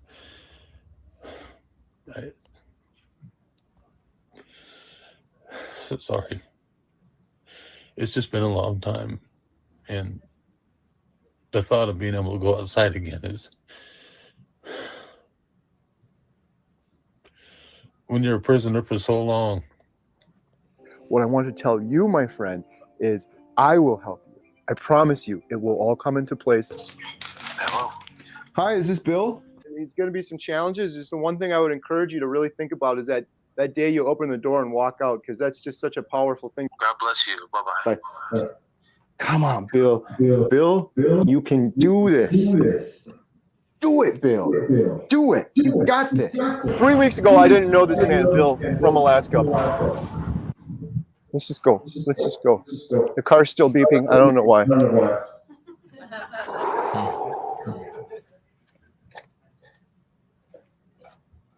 You nervous? I'm nervous, Kerry. Oh, I got a hug.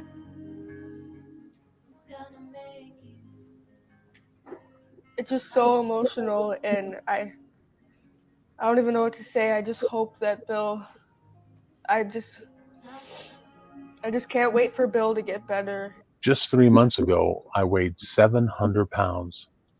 700. I had given up hope. I had an entire array of serious health problems, very serious heart condition, suffering from just black hole depression. I had given up. In just 90 days, I've lost about 100 pounds. And I feel better than I have in a long, long time. Back on day 215. I've documented my entire 6.5 month journey. What this diet has done for me in my life literally saved my life. Oh my gosh. Oh my gosh, it didn't stay. Did you guys see what that was? Oh my goodness. Did that say 467? Oh my gosh. If that said 467, I'm going to be beyond elated. Go Bill. Man, that gets me fired up. So we're heading back by Bill this summer to film him walking out his front door for the first time into the beautiful Alaskan wilderness. I can't wait. And then just real quick, I don't have a video clip on this, but Jeff DeProsperous, Dr. Hampton mentioned, he's on a journey to be cancer-free. He's already way outlived his prognosis. But beyond all of that, he's just incredible. He's living life to his fullest. He feels like he's 20 years old. And Adam and I went out there and filmed him. Adam took these amazing photographs you see here, including, I always got to show this one. We were filming him, and I didn't call Jen. Jen's right here. I didn't call Jen for like 12 hours. We were so busy. Film. And I just texted her that image with no explanation whatsoever. Jeff was so fired up. He gave me the sheet of paper. He's like, we're going to do all this stuff. And like the second thing was, we're doing a cold plunge tomorrow. And I was like, we're doing a cold, weird? Like, I didn't sign up for a cold plunge. He's like, oh, don't worry about it. It's all paid for. It's fine. I'm like, oh, okay. Well, in that case. And then I didn't answer Jen for like 4 hours after that. I'm sorry. There's a duck in there. Yeah, she saw the duck, but Jeff is doing wonderful. He has his own YouTube channel, Blessings on My Journey. He's absolutely incredible. And huge shout out to Dr. Tony Hampton. Sincerely, we've talked to Professor Seafried. We've done all of these videos on cancer as a metabolic disease. Jeff's favorite video that we've done is the one that Dr. Hampton put together, a master class on cancer as a metabolic disease. Jeff and I put together a cancer action plan. It's completely free. The steps you could take, we've linked right on the top to Dr. Hampton's presentation he put together. It was so good. We did a video with Professor Seafried, who is incredible. But I asked Professor Seafried, can you explain this in layman's terms? And I didn't understand a word he was saying. Dr. Hampton explained it in layman's terms and made it all very clear. Jeff was very thankful for that, for sure. And then the last one, some of you haven't seen this yet, but Adam, shout out Adam Carnivore today.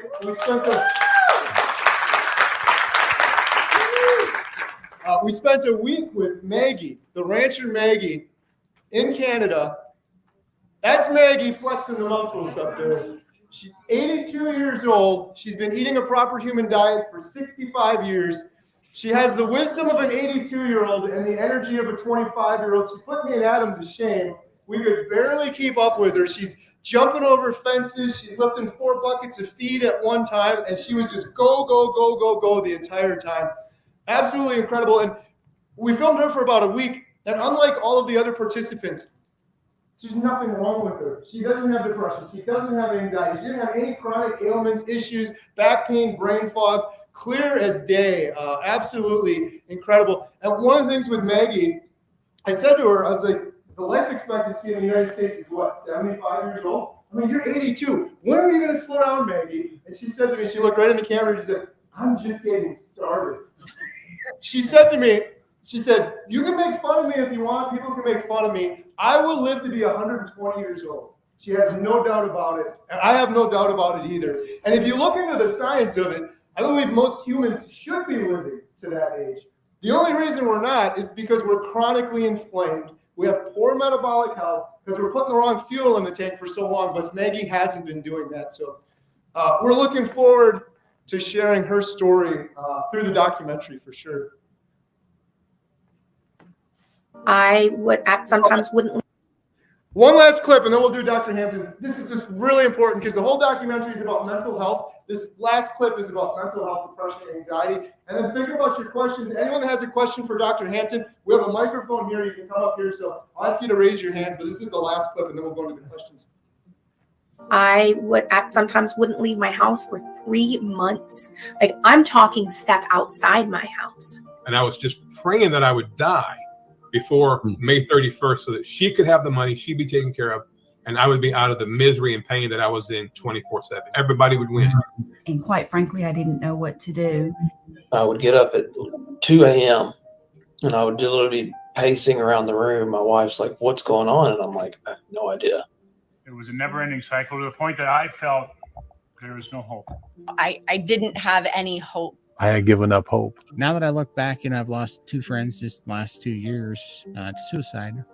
And on 3 different occasions, it's only by the grace of God that I'm still here.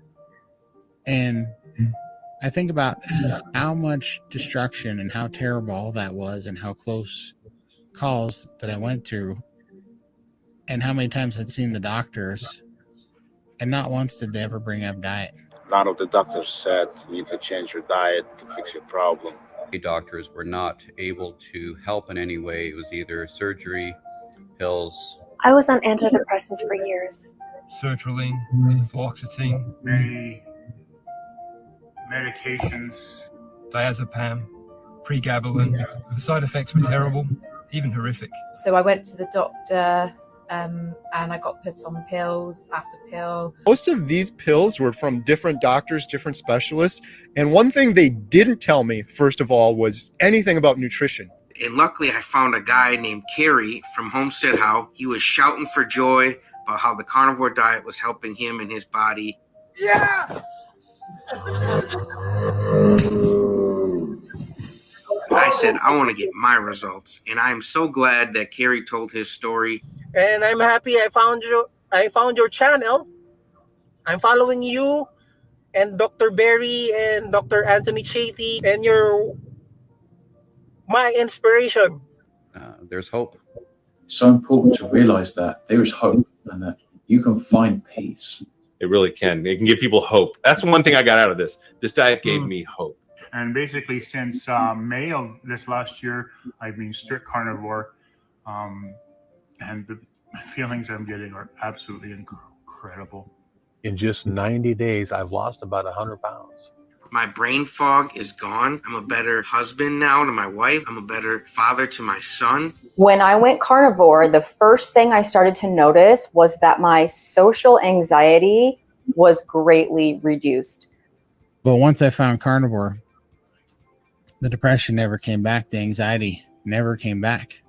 And I have been on the carnivore diet for 3 months, and I've managed to heal all of my problems. My default demeanor now, I have a smile on my face. Before, I was grinding my teeth and I was holding all my anxiety in my mouth. I'm happy all the time. Like, I feel like I'm a better friend. I just feel like I'm in general a better person. And a lot of that came from healing my body physically to help me feel better mentally. I feel like I'm living my life to the fullest potential. Like, I want for nothing more.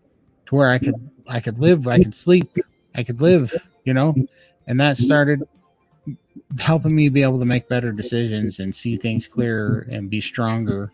That doctor diagnosed me as being majorly depressed, anxiety, and sleep disorder. Healed it all. I have no depression. I have no anxiety. Around 3 months in, a fog lifted. I didn't feel anxious anymore. And in turn, I felt happy. So much happier. It's just a relief. So now here I am, speaking publicly. So yeah, my depression has gone away. Gone. And have completely turned my life around. I feel so much better on carnivore. My depression, anxiety is gone. And my depression was gone, anxiety gone. I'm a 4+ year carnivore, and carnivore has cured me of borderline personality disorder, depression, anxiety, schizoid personality disorder. Doctor's willing to start taking me off all my bipolar medication. All my other medications for all my other things have completely gone away wayside. I've got my life back. I'm a new man. Lost well over 160 pounds so far, thus far. And it just happened really quick. The inflammation and the pain, the depression, all gone really quick. Because it helped me a lot. And I'm feeling good. Like a superhuman. Thank you and good luck on our journey, Kerry man. And now I absolutely positively love life. I love my job. I love my neighborhood. I love my wife. I love breathing. I love everything. And that's a huge transition to go from praying to die. Yeah. To just, I want to live to be 140. I want to live to be 140 years old.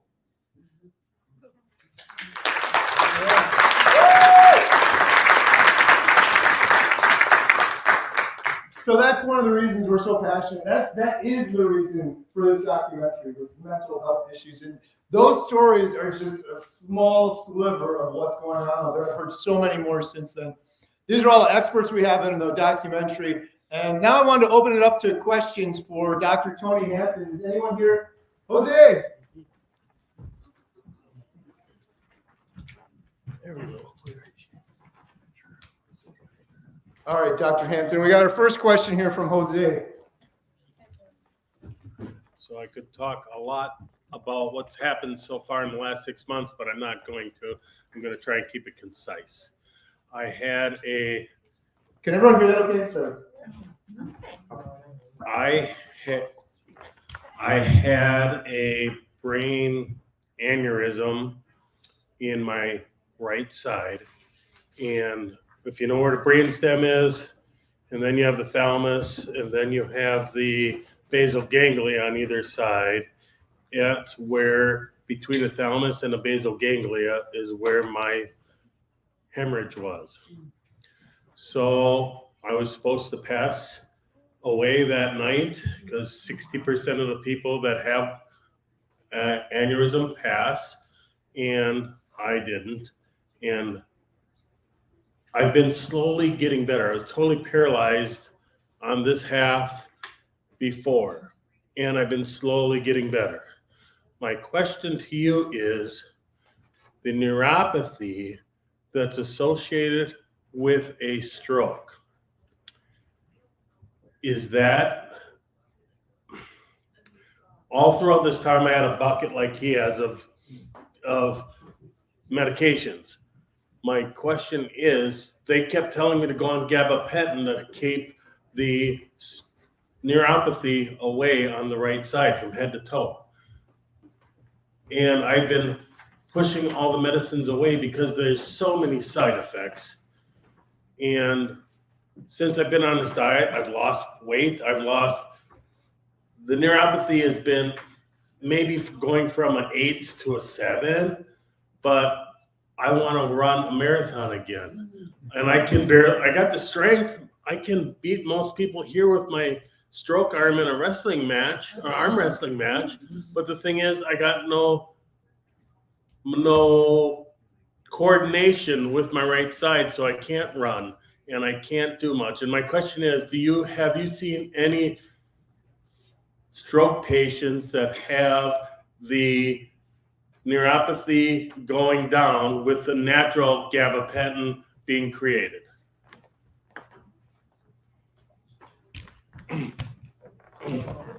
Well, I think you're on mute, Dr. Hampton. Yeah, thanks for your testimonial. And I applaud you for being a fighter. When you have a stroke, I think if you look at the top 5 things that can impact us, a stroke would be in the top 5 for sure. Because it just doesn't impact you, it impacts your family and the support they have to give you. Before I even comment on the neuropathy, I just want to say out loud that aneurysms are probably in the top 15 of things that can take us out of here, whether it's in the brain or in the abdominal aorta. And that's that big artery that leaves your heart and goes down into your abdomen. So the first thing I want to say to everybody, we don't have a screening test for aneurysms of the brain, but we do have a screening test for abdominal aneurysms.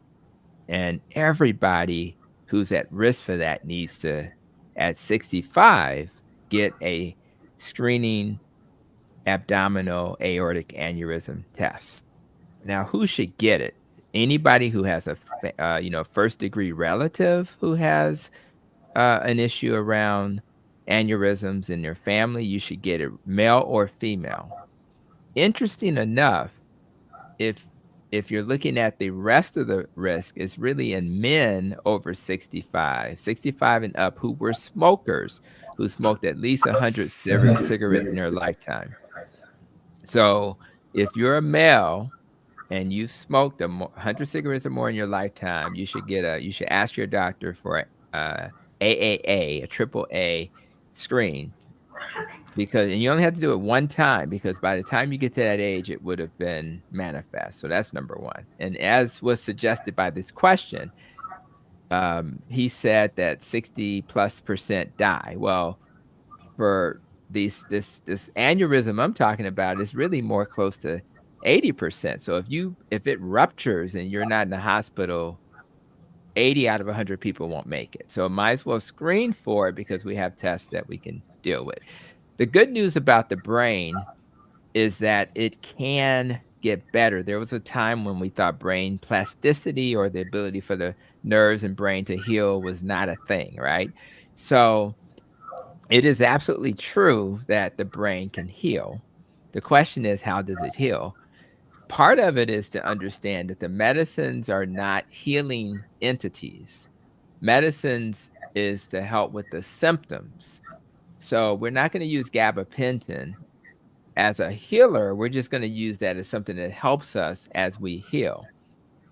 The good news is that your dietary pattern, when you reduce, the number one reason why nerves struggle is because they have too much glycation, too much sugar, and all of that sugar then leads to swelling and squeezing of that nerve. And that's what we think about for diabetes and things like that, for neuropathy. So for us doing this low carb keto and carnivore diet, we reduce our risk for stroke. We reduce our risk for things like diabetic neuropathy, because we remove the poison. But just as importantly, when you think about a nerve, what surrounds that nerve is fat and cholesterol. So that's called myelin. And in order for that myelin to thrive, we have to give our body cholesterol and fat. How ironic is that? So you actually serve your nerves better by feeding it this type of dietary pattern, because you're actually going to help that nerve to heal. And by not adding the carbs, which turn into glucose, that's going to also do you some justice. So I think you're on track with the diet, but you also have to stimulate that nerve. So when people have strokes, and they're doing research at some hospitals around this, what they find is that the most important window is the first year, but anything that's nearer to the event is better in terms of what you're doing. So if you're working on your diet, your stress, your sleep, but also you got to force that nerve to work. So anything that you do to stimulate the body part that's affected is going to increase the chances that that body part will get closer to where you were before that. But you have to really push through. You do need time to recover, and when you exercise, for example, you need time to recover, but you have to kind of push through to the point where you can't push, give it a break, let it heal, recover, and then keep pushing. So with that type of approach, that'll do you some good. Now, what I would recommend, and what I've seen in the research, is that when you force your body, and what's the best way to force your body to heal? You stop using the side that wasn't affected, right? So in studies, I've actually seen them literally say, I'm not going to use the left arm, and I'm forced to use the right arm. And when you do that, you force your body to put the energy on the affected side. So to the extent that's possible, whether it's your upper or lower extremity, try to put to rest the side that's doing well and put the energy into the side that's that you're trying to recover. And I think that type of approach, while you're eating well, and the other thing, the last thing I'll say is supplements. When I think about neuropathy and things like that, I think about vitamin D. And when you do vitamin D3, it has to be with K2. And many of you know that already. So do 3D K2. No more than most of that form. I would prefer a liquid. It comes 5,000 for the vitamin D3 and maybe 200 for the K2. The K2 is to, all that extra calcium will be better absorbed and put into the right place with the K2. You need B complex vitamins. Be careful because most vitamins are synthetic. So get a B complex from a natural source, like from a food source. That would be better. And if you're doing something anti-inflammatory and you're okay with a plant-based supplement like a turmeric, I would do an anti-inflammatory like a turmeric because that's been found to be very helpful as well. But there's a brand called Mariva that you can get on Amazon. That's the best. So again, we use plants like we use medicine. So if you're a carnivore, it's okay to use plant supplements to heal, and then down the road you can do something different. So that's my response. I'm wishing you well. I know this is going to be a long battle, but we just want to get you as close as possible to your previous state. And as long as you're comfortable with that, I think you're going to do really well. Thank you. Anyone else have some questions for Dr. Hampton? What? Who's Your Carnivore Brett? If you guys aren't following Who's Your Carnivore Brett, you're missing out too. Thank you. Thank you for being here, Dr. Hampton. We appreciate your time today. How well, when you come across a patient who obviously needs your help, how well received is your message? And what are maybe like the top 3 or 4 tips you give them to get them started? I appreciate that question as well. I think now I remember when I interviewed Dr. Georgia Eade, and she talked about how there was a time when people came to her, it was a shock when a psychiatrist would talk about nutrition as the primary modality to heal. So some of the people who see me, and I do want to do a shout out in this moment. It's a good time to do a shout out to, one of my patients who I just saw this week, Donna Rebold. So if Donna's out there, I want to do a shout out to her. She's a carnivore as well. I'm shouting her out because she came to that visit with a card for my wife, and the card was just thanking my wife for, you know, the time I spent away from her as we do this work. So I just wanted to say that as a shout out to her. So I think, so for people like her who come to me, they already know what I'm about. But for people who are not familiar with me, the response I get is initially shock that when I say saturated fat is not going to increase your risk for heart disease, and that butter is not a problem, and that eggs are not a problem. So initially it's shock, but then there's a sense of relief because they really want to be able to eat these things. And so they're so happy when they're able to kind of move forward, removing those myths that no, saturated fat is not associated with heart disease when you look at randomized controlled trials. No, the red meat does not, when you look at randomized controlled trials, increase your risk for cancer. So all the things they've been told, they're like, oh, what a relief. And I put in front of them images of the fat, protein, and carb graph, and I say, well, if the biggest enemy is high blood sugars and the resultant hyperinsulinemia, which is responsible for 80% of the metabolic conditions we worry about, then we need to remove that poison. So once they understand that, and then I'm able to say to them, by the way, Maria Emmerich, many of us are familiar with her. She will show you how to make a chaffle, a waffle made with cheese and eggs. She'll show us how to make lasagna, where we replace the noodles, and instead of using noodle made from flour, we replace it with deli sliced chicken. Or another recipe where we take our pizza and we use chicken and cheese and flavoring to make our crust. So all of a sudden they're like, oh, I can still eat pizza. I can still eat lasagna because I have these great ideas from people out there in the world who are helping to spread this message. So when I talk to them, I always tell them what to expect. There's this thing called keto flu, carb withdrawal, and because we know how to mitigate that, it's not a problem. In fact, most people don't experience it. I didn't experience it because I transitioned from low carb keto to carnivore. And I'll say to them, the first tip, I guess, is if you are aware of the symptoms that can occur and you experience them, let's take some electrolytes. So it's no big deal. We can get some keto chow or some other electrolyte that will mitigate that. So the first thing is to understand what's going to happen. And by the way, expect it, and it's going to go away quickly. And then here's what you can do about it. And then the other thing I share with them is that you want to be comfortable not doing everything all at once. So some people are so gung-ho, they want to just jump right in. Other people are focused on gradualism, right? So I tell people, let's define what your goal is. If my goal is to get into a bikini for the summer, we may have to be more aggressive. If my goal is to live a very long life, then I can act like it's an investment. Let's dollar cost average.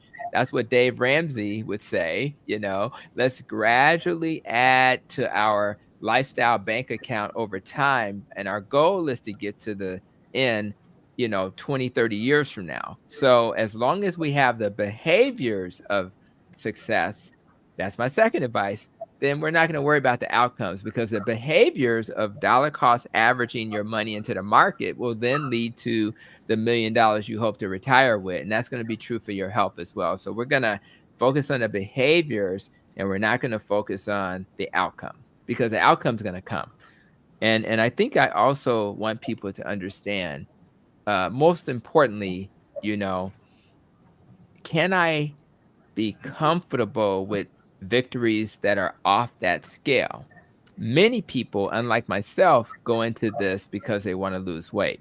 Well, how about if we just focus on non-scale victories? And for some of us, we want to make sure our our belt buckle is looser. That's a non-scale victory.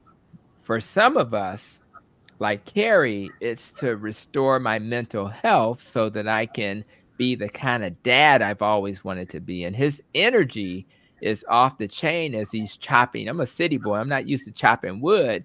But if I was ever in need of doing that, I would want to have the energy to do that, just like Kerry did in his video. So can I look at non-scale victories? Mental clarity. I need mental clarity when I'm in front of my patients.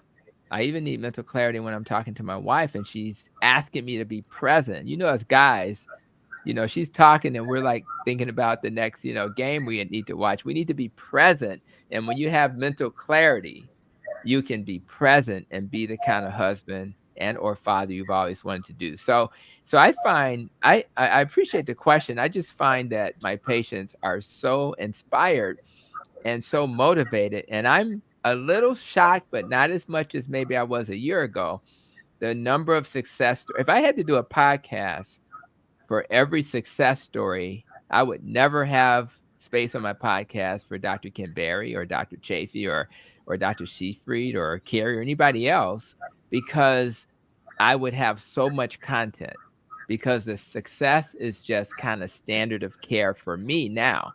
My vision and the reason why I'm still in a large health system is because I'm hoping to inspire my health system to take on the same approach, so that because they have an impact on thousands of patients. So I'm really excited about that. Appreciate your question. And I think that things are looking bright for the future. Thank you. Next, we have a question from Christine.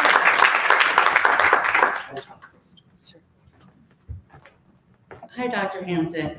My Hello. question is, it's actually about my mom. She joined me in Carnivore a while back. It was doing awesome on it. She felt like she had so much energy.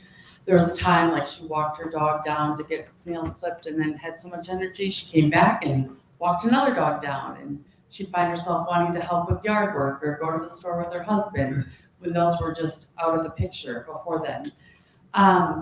But she was advised by her doctor to stop because she has chronic kidney disease. I don't know what level it's at. It's not very advanced. But her numbers, her protein especially, it was like super high. So her doctor was saying that, well, you're not absorbing any of it anyway, so you should probably stop this.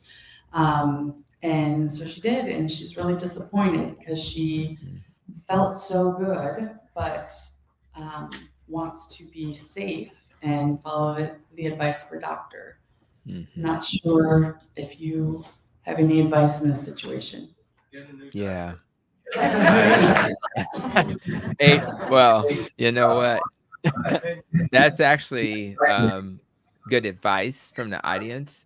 But what you want to do is, you know, the Diet Doctor, the Society of Metabolic Health Practitioners, and Low Carb USA do have search engines for that. So having a doctor to work alongside of her in a world where they're gonna not want you to do this, right, is very important. So what I would advise, if you can find a doctor, now if you can't find a doctor locally, we have people like you. So Dr. Georgia Eid is more into mental health, but Dr. Tro, T-R-O, Dr. Ovadia, and others have virtual practices. So it's possible she may have to do a consultation that way to get their advice. So I do agree with that first comment. When it comes to research, Dr. David Unwin in the UK has already done the research for low carb. So you may want to search Dr. David Unwin kidney trial. It's a 7-year trial that shows that the low carb diet, and this is a version of that, will improve kidney function. You want to ask the doctor if we're measuring the microalbumin and we're measuring the creatinine and glomerular filtration rate, if we see those numbers improve, would you support me as I work on this diet? It is important to pay attention to the kidney function while you're doing this. And like you suggested, you don't know how far along it is. And it is true. If you get really poor functioning kidneys, you have to watch the protein a little bit. But that's a very small group of people. Most people can actually get away with doing keto or carnivore without risk. And in fact, it'll help the kidneys, because I'm not sure what the cause of her kidney problem was, but for 80% of people is their diabetes, right? Or high sugars. And then there's a percentage is their blood pressure. So if the cause for most people is a high blood sugar, wouldn't it make sense to just get rid of the poison? And then the kidneys have a chance to recover. I've seen people with creatinines as high as 4.5 get their creatinines down to 1.5. I've seen people as high as 5,000 microalbumin get that number down to normal by simply doing a keto or carnivore diet. So I believe, contrary to popular opinion, that this is actually the solution for her problem. But she needs a doctor to walk with her. And if we can fix that, then we're going to do much better. So that's how I would approach it. Let's find somebody that she can walk with. But I do think that she still needs to reintroduce this idea so that her, because otherwise the hope is gone. Like, if you don't do this, then what are you going to do to make the kidneys better? I don't know of anything else you can do. So I just want to find a way to be able to do this without her losing hope. So that's how I would approach it.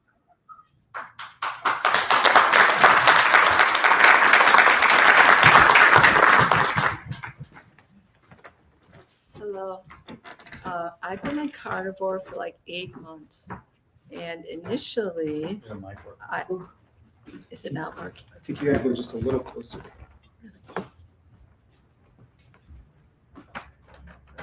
Hi. I've been on carnivore for 8 months. And initially, I tried it for bad headaches, migraines, fibromyalgia, anxiety, depression, brain fog, tinnitus, and some other things. And about a month in, I started feeling worse. I started feeling very, very fatigued, really depressed, and horrible nausea, brain fog. And now I find out, like in the last 3 days, that I supposedly have chronic kidney disease. And also my blood sugar is elevated.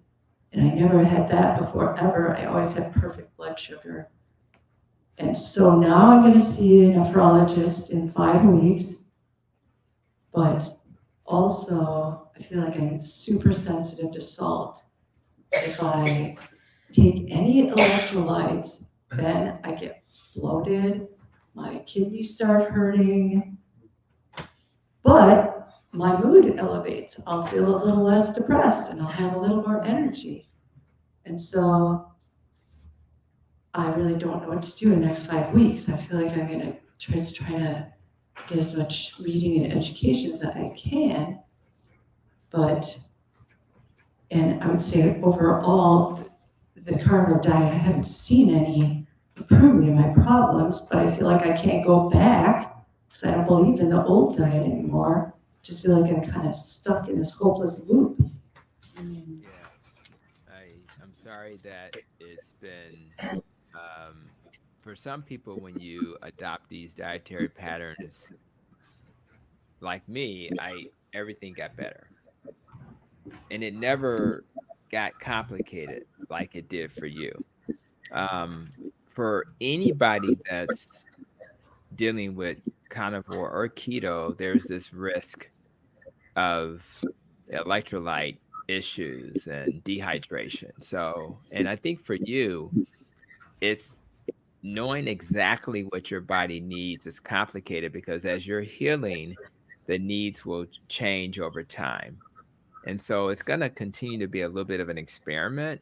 And sometimes that experiment is to use different electrolyte support, so different brands, for example. But at the end of the day, carbohydrates attract water, and then salt, magnesium, potassium follow. And then when you go low carb, keto, or carnivore, you're going to get rid of salt, water, electrolytes, potassium, etc. So that part is logical. And I just want you have to be comfortable with the idea of how much electrolytes do I need to use. So if you use a supplement, so if you just say you use salt from keto chow, and you use that and it's not working, you may want to consider adding more. Instead of taking one, you take two. Instead of taking two, you take three. You really experiment to see if you can find a sweet spot. You supplement. You also say, well, maybe I'll also do a bone broth while I'm doing that, because throughout the day I may need more electrolytes than the next person. So I think those are the types of things to be thinking about. But the other part is fat. And I find that people better when they increase the fat in their diet. And obviously there's many ways to do this. One of the ways is to add butter to the steak you're cooking, to the eggs you're cooking. So you're going to do hydration, you're going to do electrolytes, and then you're going to maybe increase the percentage of fat that you are consuming, because I think that's going to really help you. The other question is, are you digesting the food you're eating as well as you think you are? And the answer is, it's hard to tell, but one of the things that some people need is they need to add the acid back, right? Because you need to be able to digest the acid. So some people will take the acid supplements or the bile to help them digest the protein and fat better. And then sometimes you feel better. So you just may need a little help while your body's kind of evolving. You're a little bit of an outlier, but I think that if you start to work on those areas that I just described, that'll kind of provide a path for you to do better than you are. And I think you need to hang in there a little bit longer, because most people eventually will do better. Another thing you may want to do is do you need to be in a support group that's going to provide some additional feedback? So rather it's like the steak and butter gang or something like that, because so when you get around a lot of people who, just like this audience, have experience with this. I've been a carnivore for about 1.5 years now. But there are people who have been carnivore for 10, 20 years, right? So if you're in a group where there's somebody just like you who may also provide additional insights, I think so I would do an experiment. It may be worth $30 a month to be a part of a group like that, just to kind of get a feel for, hey, I'm struggling with this. Anybody in the group had this experience, and what have you guys done? So that's what I would consider as well.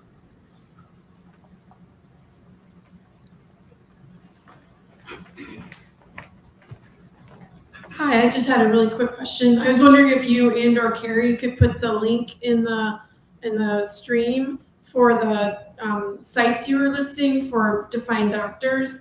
I saw that Dr. Ken Berry had one, but it didn't really give me there were some options, but not a lot. And even one of them I clicked on, they are taking new patients. So if we had more options, that'd be great. Thank you. Okay.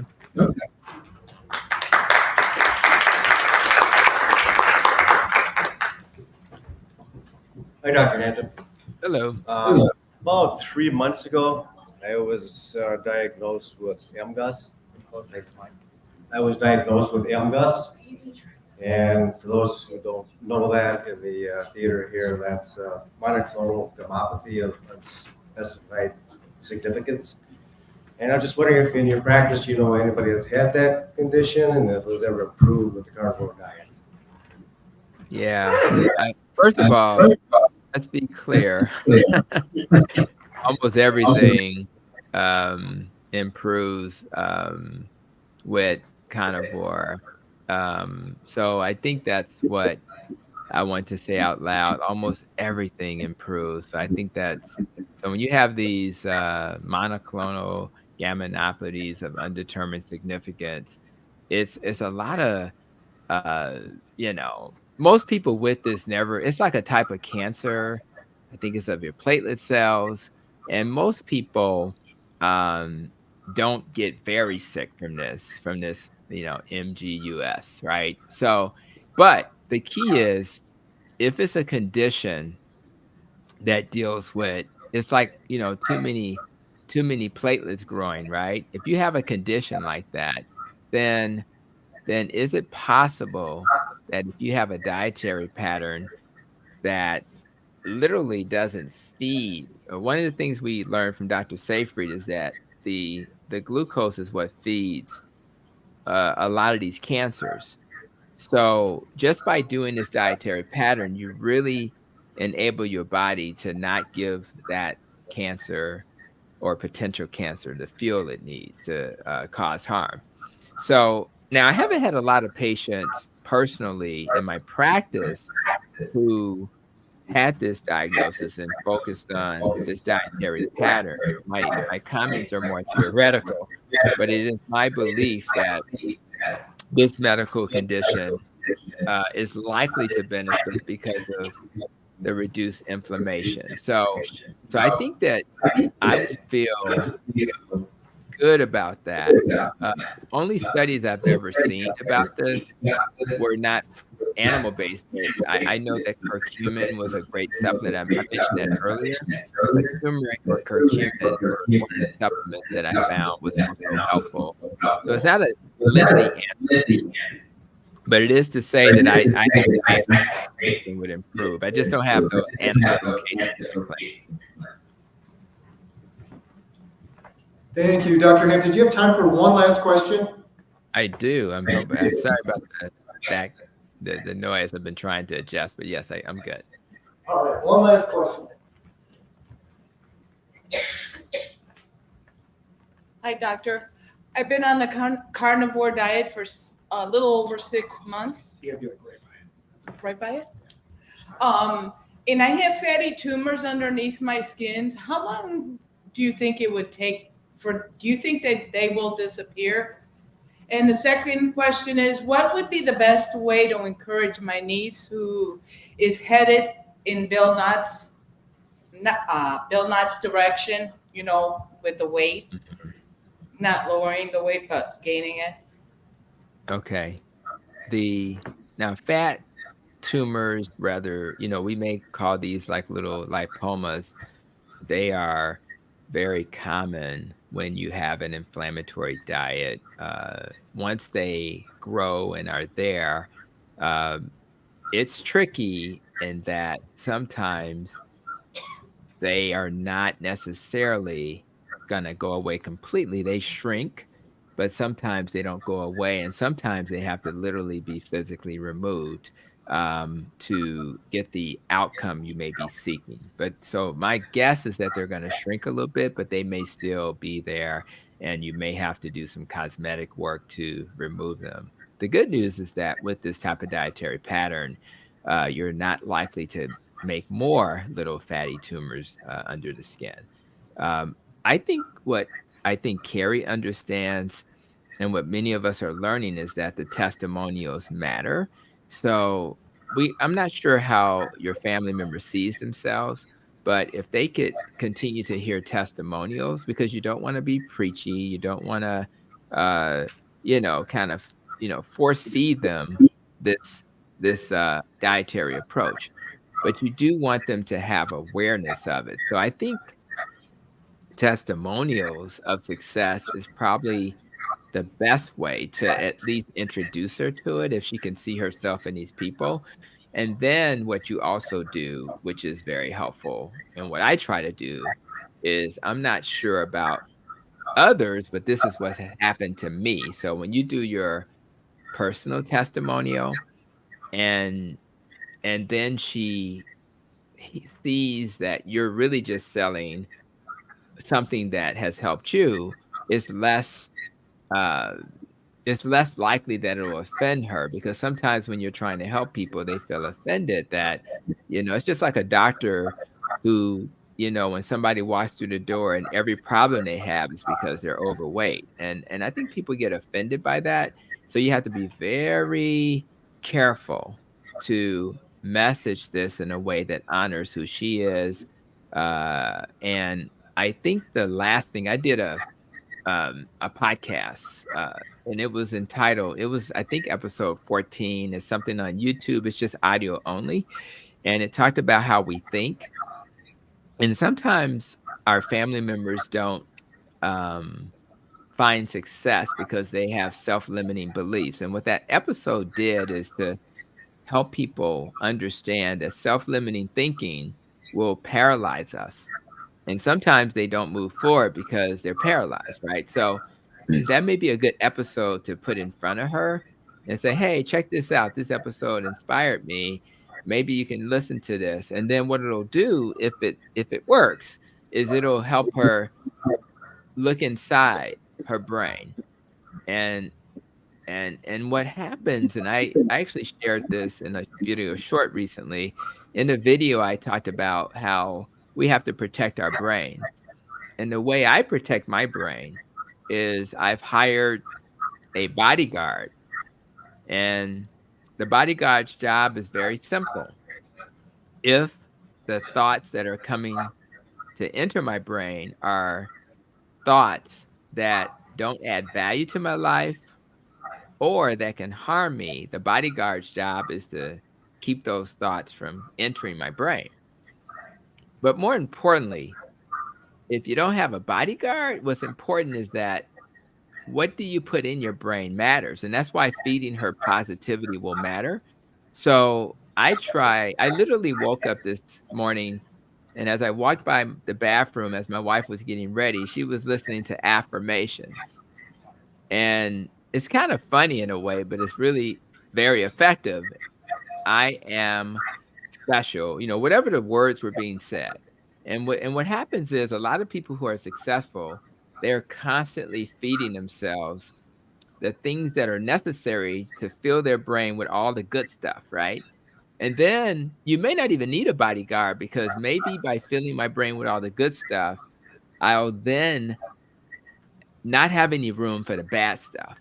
And for her self-limiting beliefs, if she has them, may be the things that's keeping her from having hope that she won't eventually end up in a place that's not any of our desire for our future. So I think as long as you're there to support her, to be more of a listener, and then to provide resources for her, you'll provide a path for her to heal.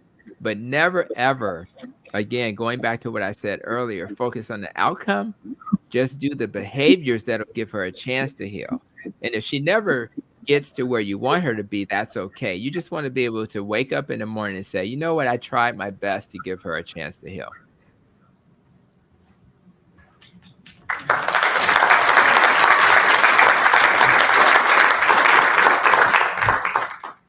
Let's go this way. Speaking of affirmations, I am thankful, grateful, and blessed for Dr. Tony Hampton. Real quick, Dr. Hampton, we have a lot of history here at the theater. It goes back to 1859.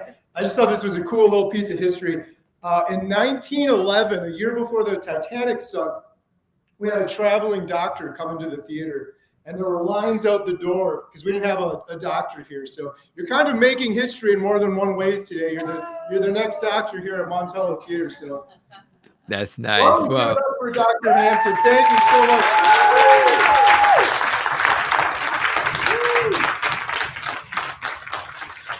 So I want to thank all of you guys for the opportunity, and it's been a gift. There's a familiar face. Good to see you, my friend. But yeah, thank you, Kerry, and for everybody who joined us today, minus the little echo thing. I really appreciate you taking time to do this. This has been a gift. I was really looking forward to this. And this is what we'll have to do to grow this community, guys. Whether we're in a theater, at some mall, or wherever, at a hotel, or just virtually, let's continue to support all of those out there who are doing this great work. It is going to change lives. I've been at many conferences, meeting people for the first time, and some have tears in their eyes because they've heard a video or a message that helped them heal. So let's keep doing this amazing work and sharing this gift of healing. Kerry, I got your back, and everybody there. I'm going to be here to support this community until my last breath. So thanks, guys, for the opportunity. Thank you so much. And one last thing, and then we'll let Dr. Hampton go. He's on the big screen now. The next time he's going to be here, his name's going to be on the marquee out there, Healing Humanity, Dr. Tony Hampton. So looking forward to that. Thank you so much, Dr. Hampton. Really appreciate you. Thank you, guys. One more shout out. I see a good friend, Road to Health YouTube channel. She's a brilliant person who's sharing these messages as well. So I would definitely check out her Road to Health YouTube channel because she's also a great resource. Awesome. Road to Health and Dr. Tony Hampton, links in the description below. So thank you, everyone, for joining us. Thank you, everyone, from the live stream. And we'll say goodbye to Dr. Hampton now. Thank you so much. Take care, guys. Beep. Oh, this is going to take a second on this beep. No, please. We're going to do a group photo. Oh, we'll keep it streaming. We'll keep it streaming if everyone's watching. Yeah, let's do it. Okay, move forward, please. Come forward, please. You don't want to have any empty seats. If you're camera shy, you can be in the back. The closest one. The closest.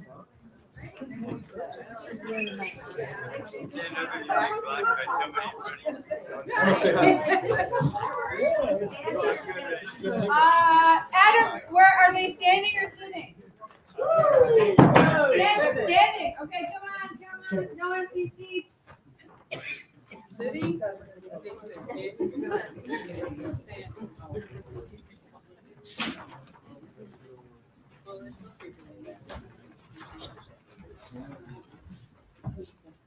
This one. We're doing your photo. Oh, photo?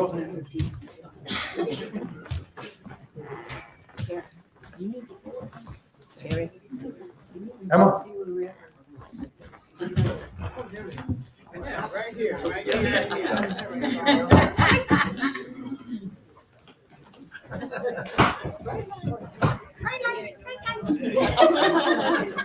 Look at, we're over on this side. We're over on that side over there.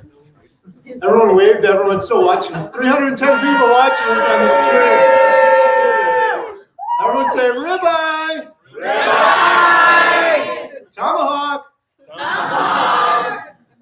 Thank you, Carrie. Lunchtime. Thank you, Electrolytes. Thank you, Adam. Thank you, Jen. All right. Okay, everybody has to do the Kerry. Raise your hands. Ribeye. Ribeye. Awesome. Now everybody, Dr. Berryfinger. Dr. Berryfinger. Beep. Awesome. All right, we'll end the stream there. Very nice. Thank you, everyone, so much. Really, this means the world to me. You guys all came out. We have people that came from Texas. People come all over the world. It's so nice to be with a like-minded group of individuals that are brave and taking their lives into their own hands. So thank you all so much. I really appreciate it. Oh, and one other thing too, before everyone leaves. Actually, I think I have it on here, but we're going to my neighbor's house. It's where I get a lot of my grass-fed beef from. They have a store. They don't have any steaks left, but they have some roast, some pork, and chicken. I don't get anything for promoting them. I just know what they're doing. If anyone wants to go over there with us, you're more than welcome. It's Aaron and Vicky, and Aaron said he'd be willing to give people a little tour or look around if they were interested. So open invite if you guys want. Can you measure what's the Wisconsin carnivore So we might be able to do more meetups around the state. Oh, is that a Facebook group? Yes, that's the one I invited you last week. Wisconsin Carnivore Facebook group. I think my mom was telling me about that one too. I got to get up to speed on it. Everyone check out Wisconsin Carnivore Facebook group so we can all get together. Let's go. Hopefully we'll do some more of these. Huge shout out too to Adam Carnivore today. Thank you so much, Adam. Great team, Coco Moonshine family, taking all the pictures. Emma, Danny, Alyssa, my daughters, for putting up with me while I've been doing all this stuff. So thank you guys so much. Appreciate it. End the live stream there, I think. Everyone got to say beep. Beep. I'm never going to be able to top that one. Still beeping.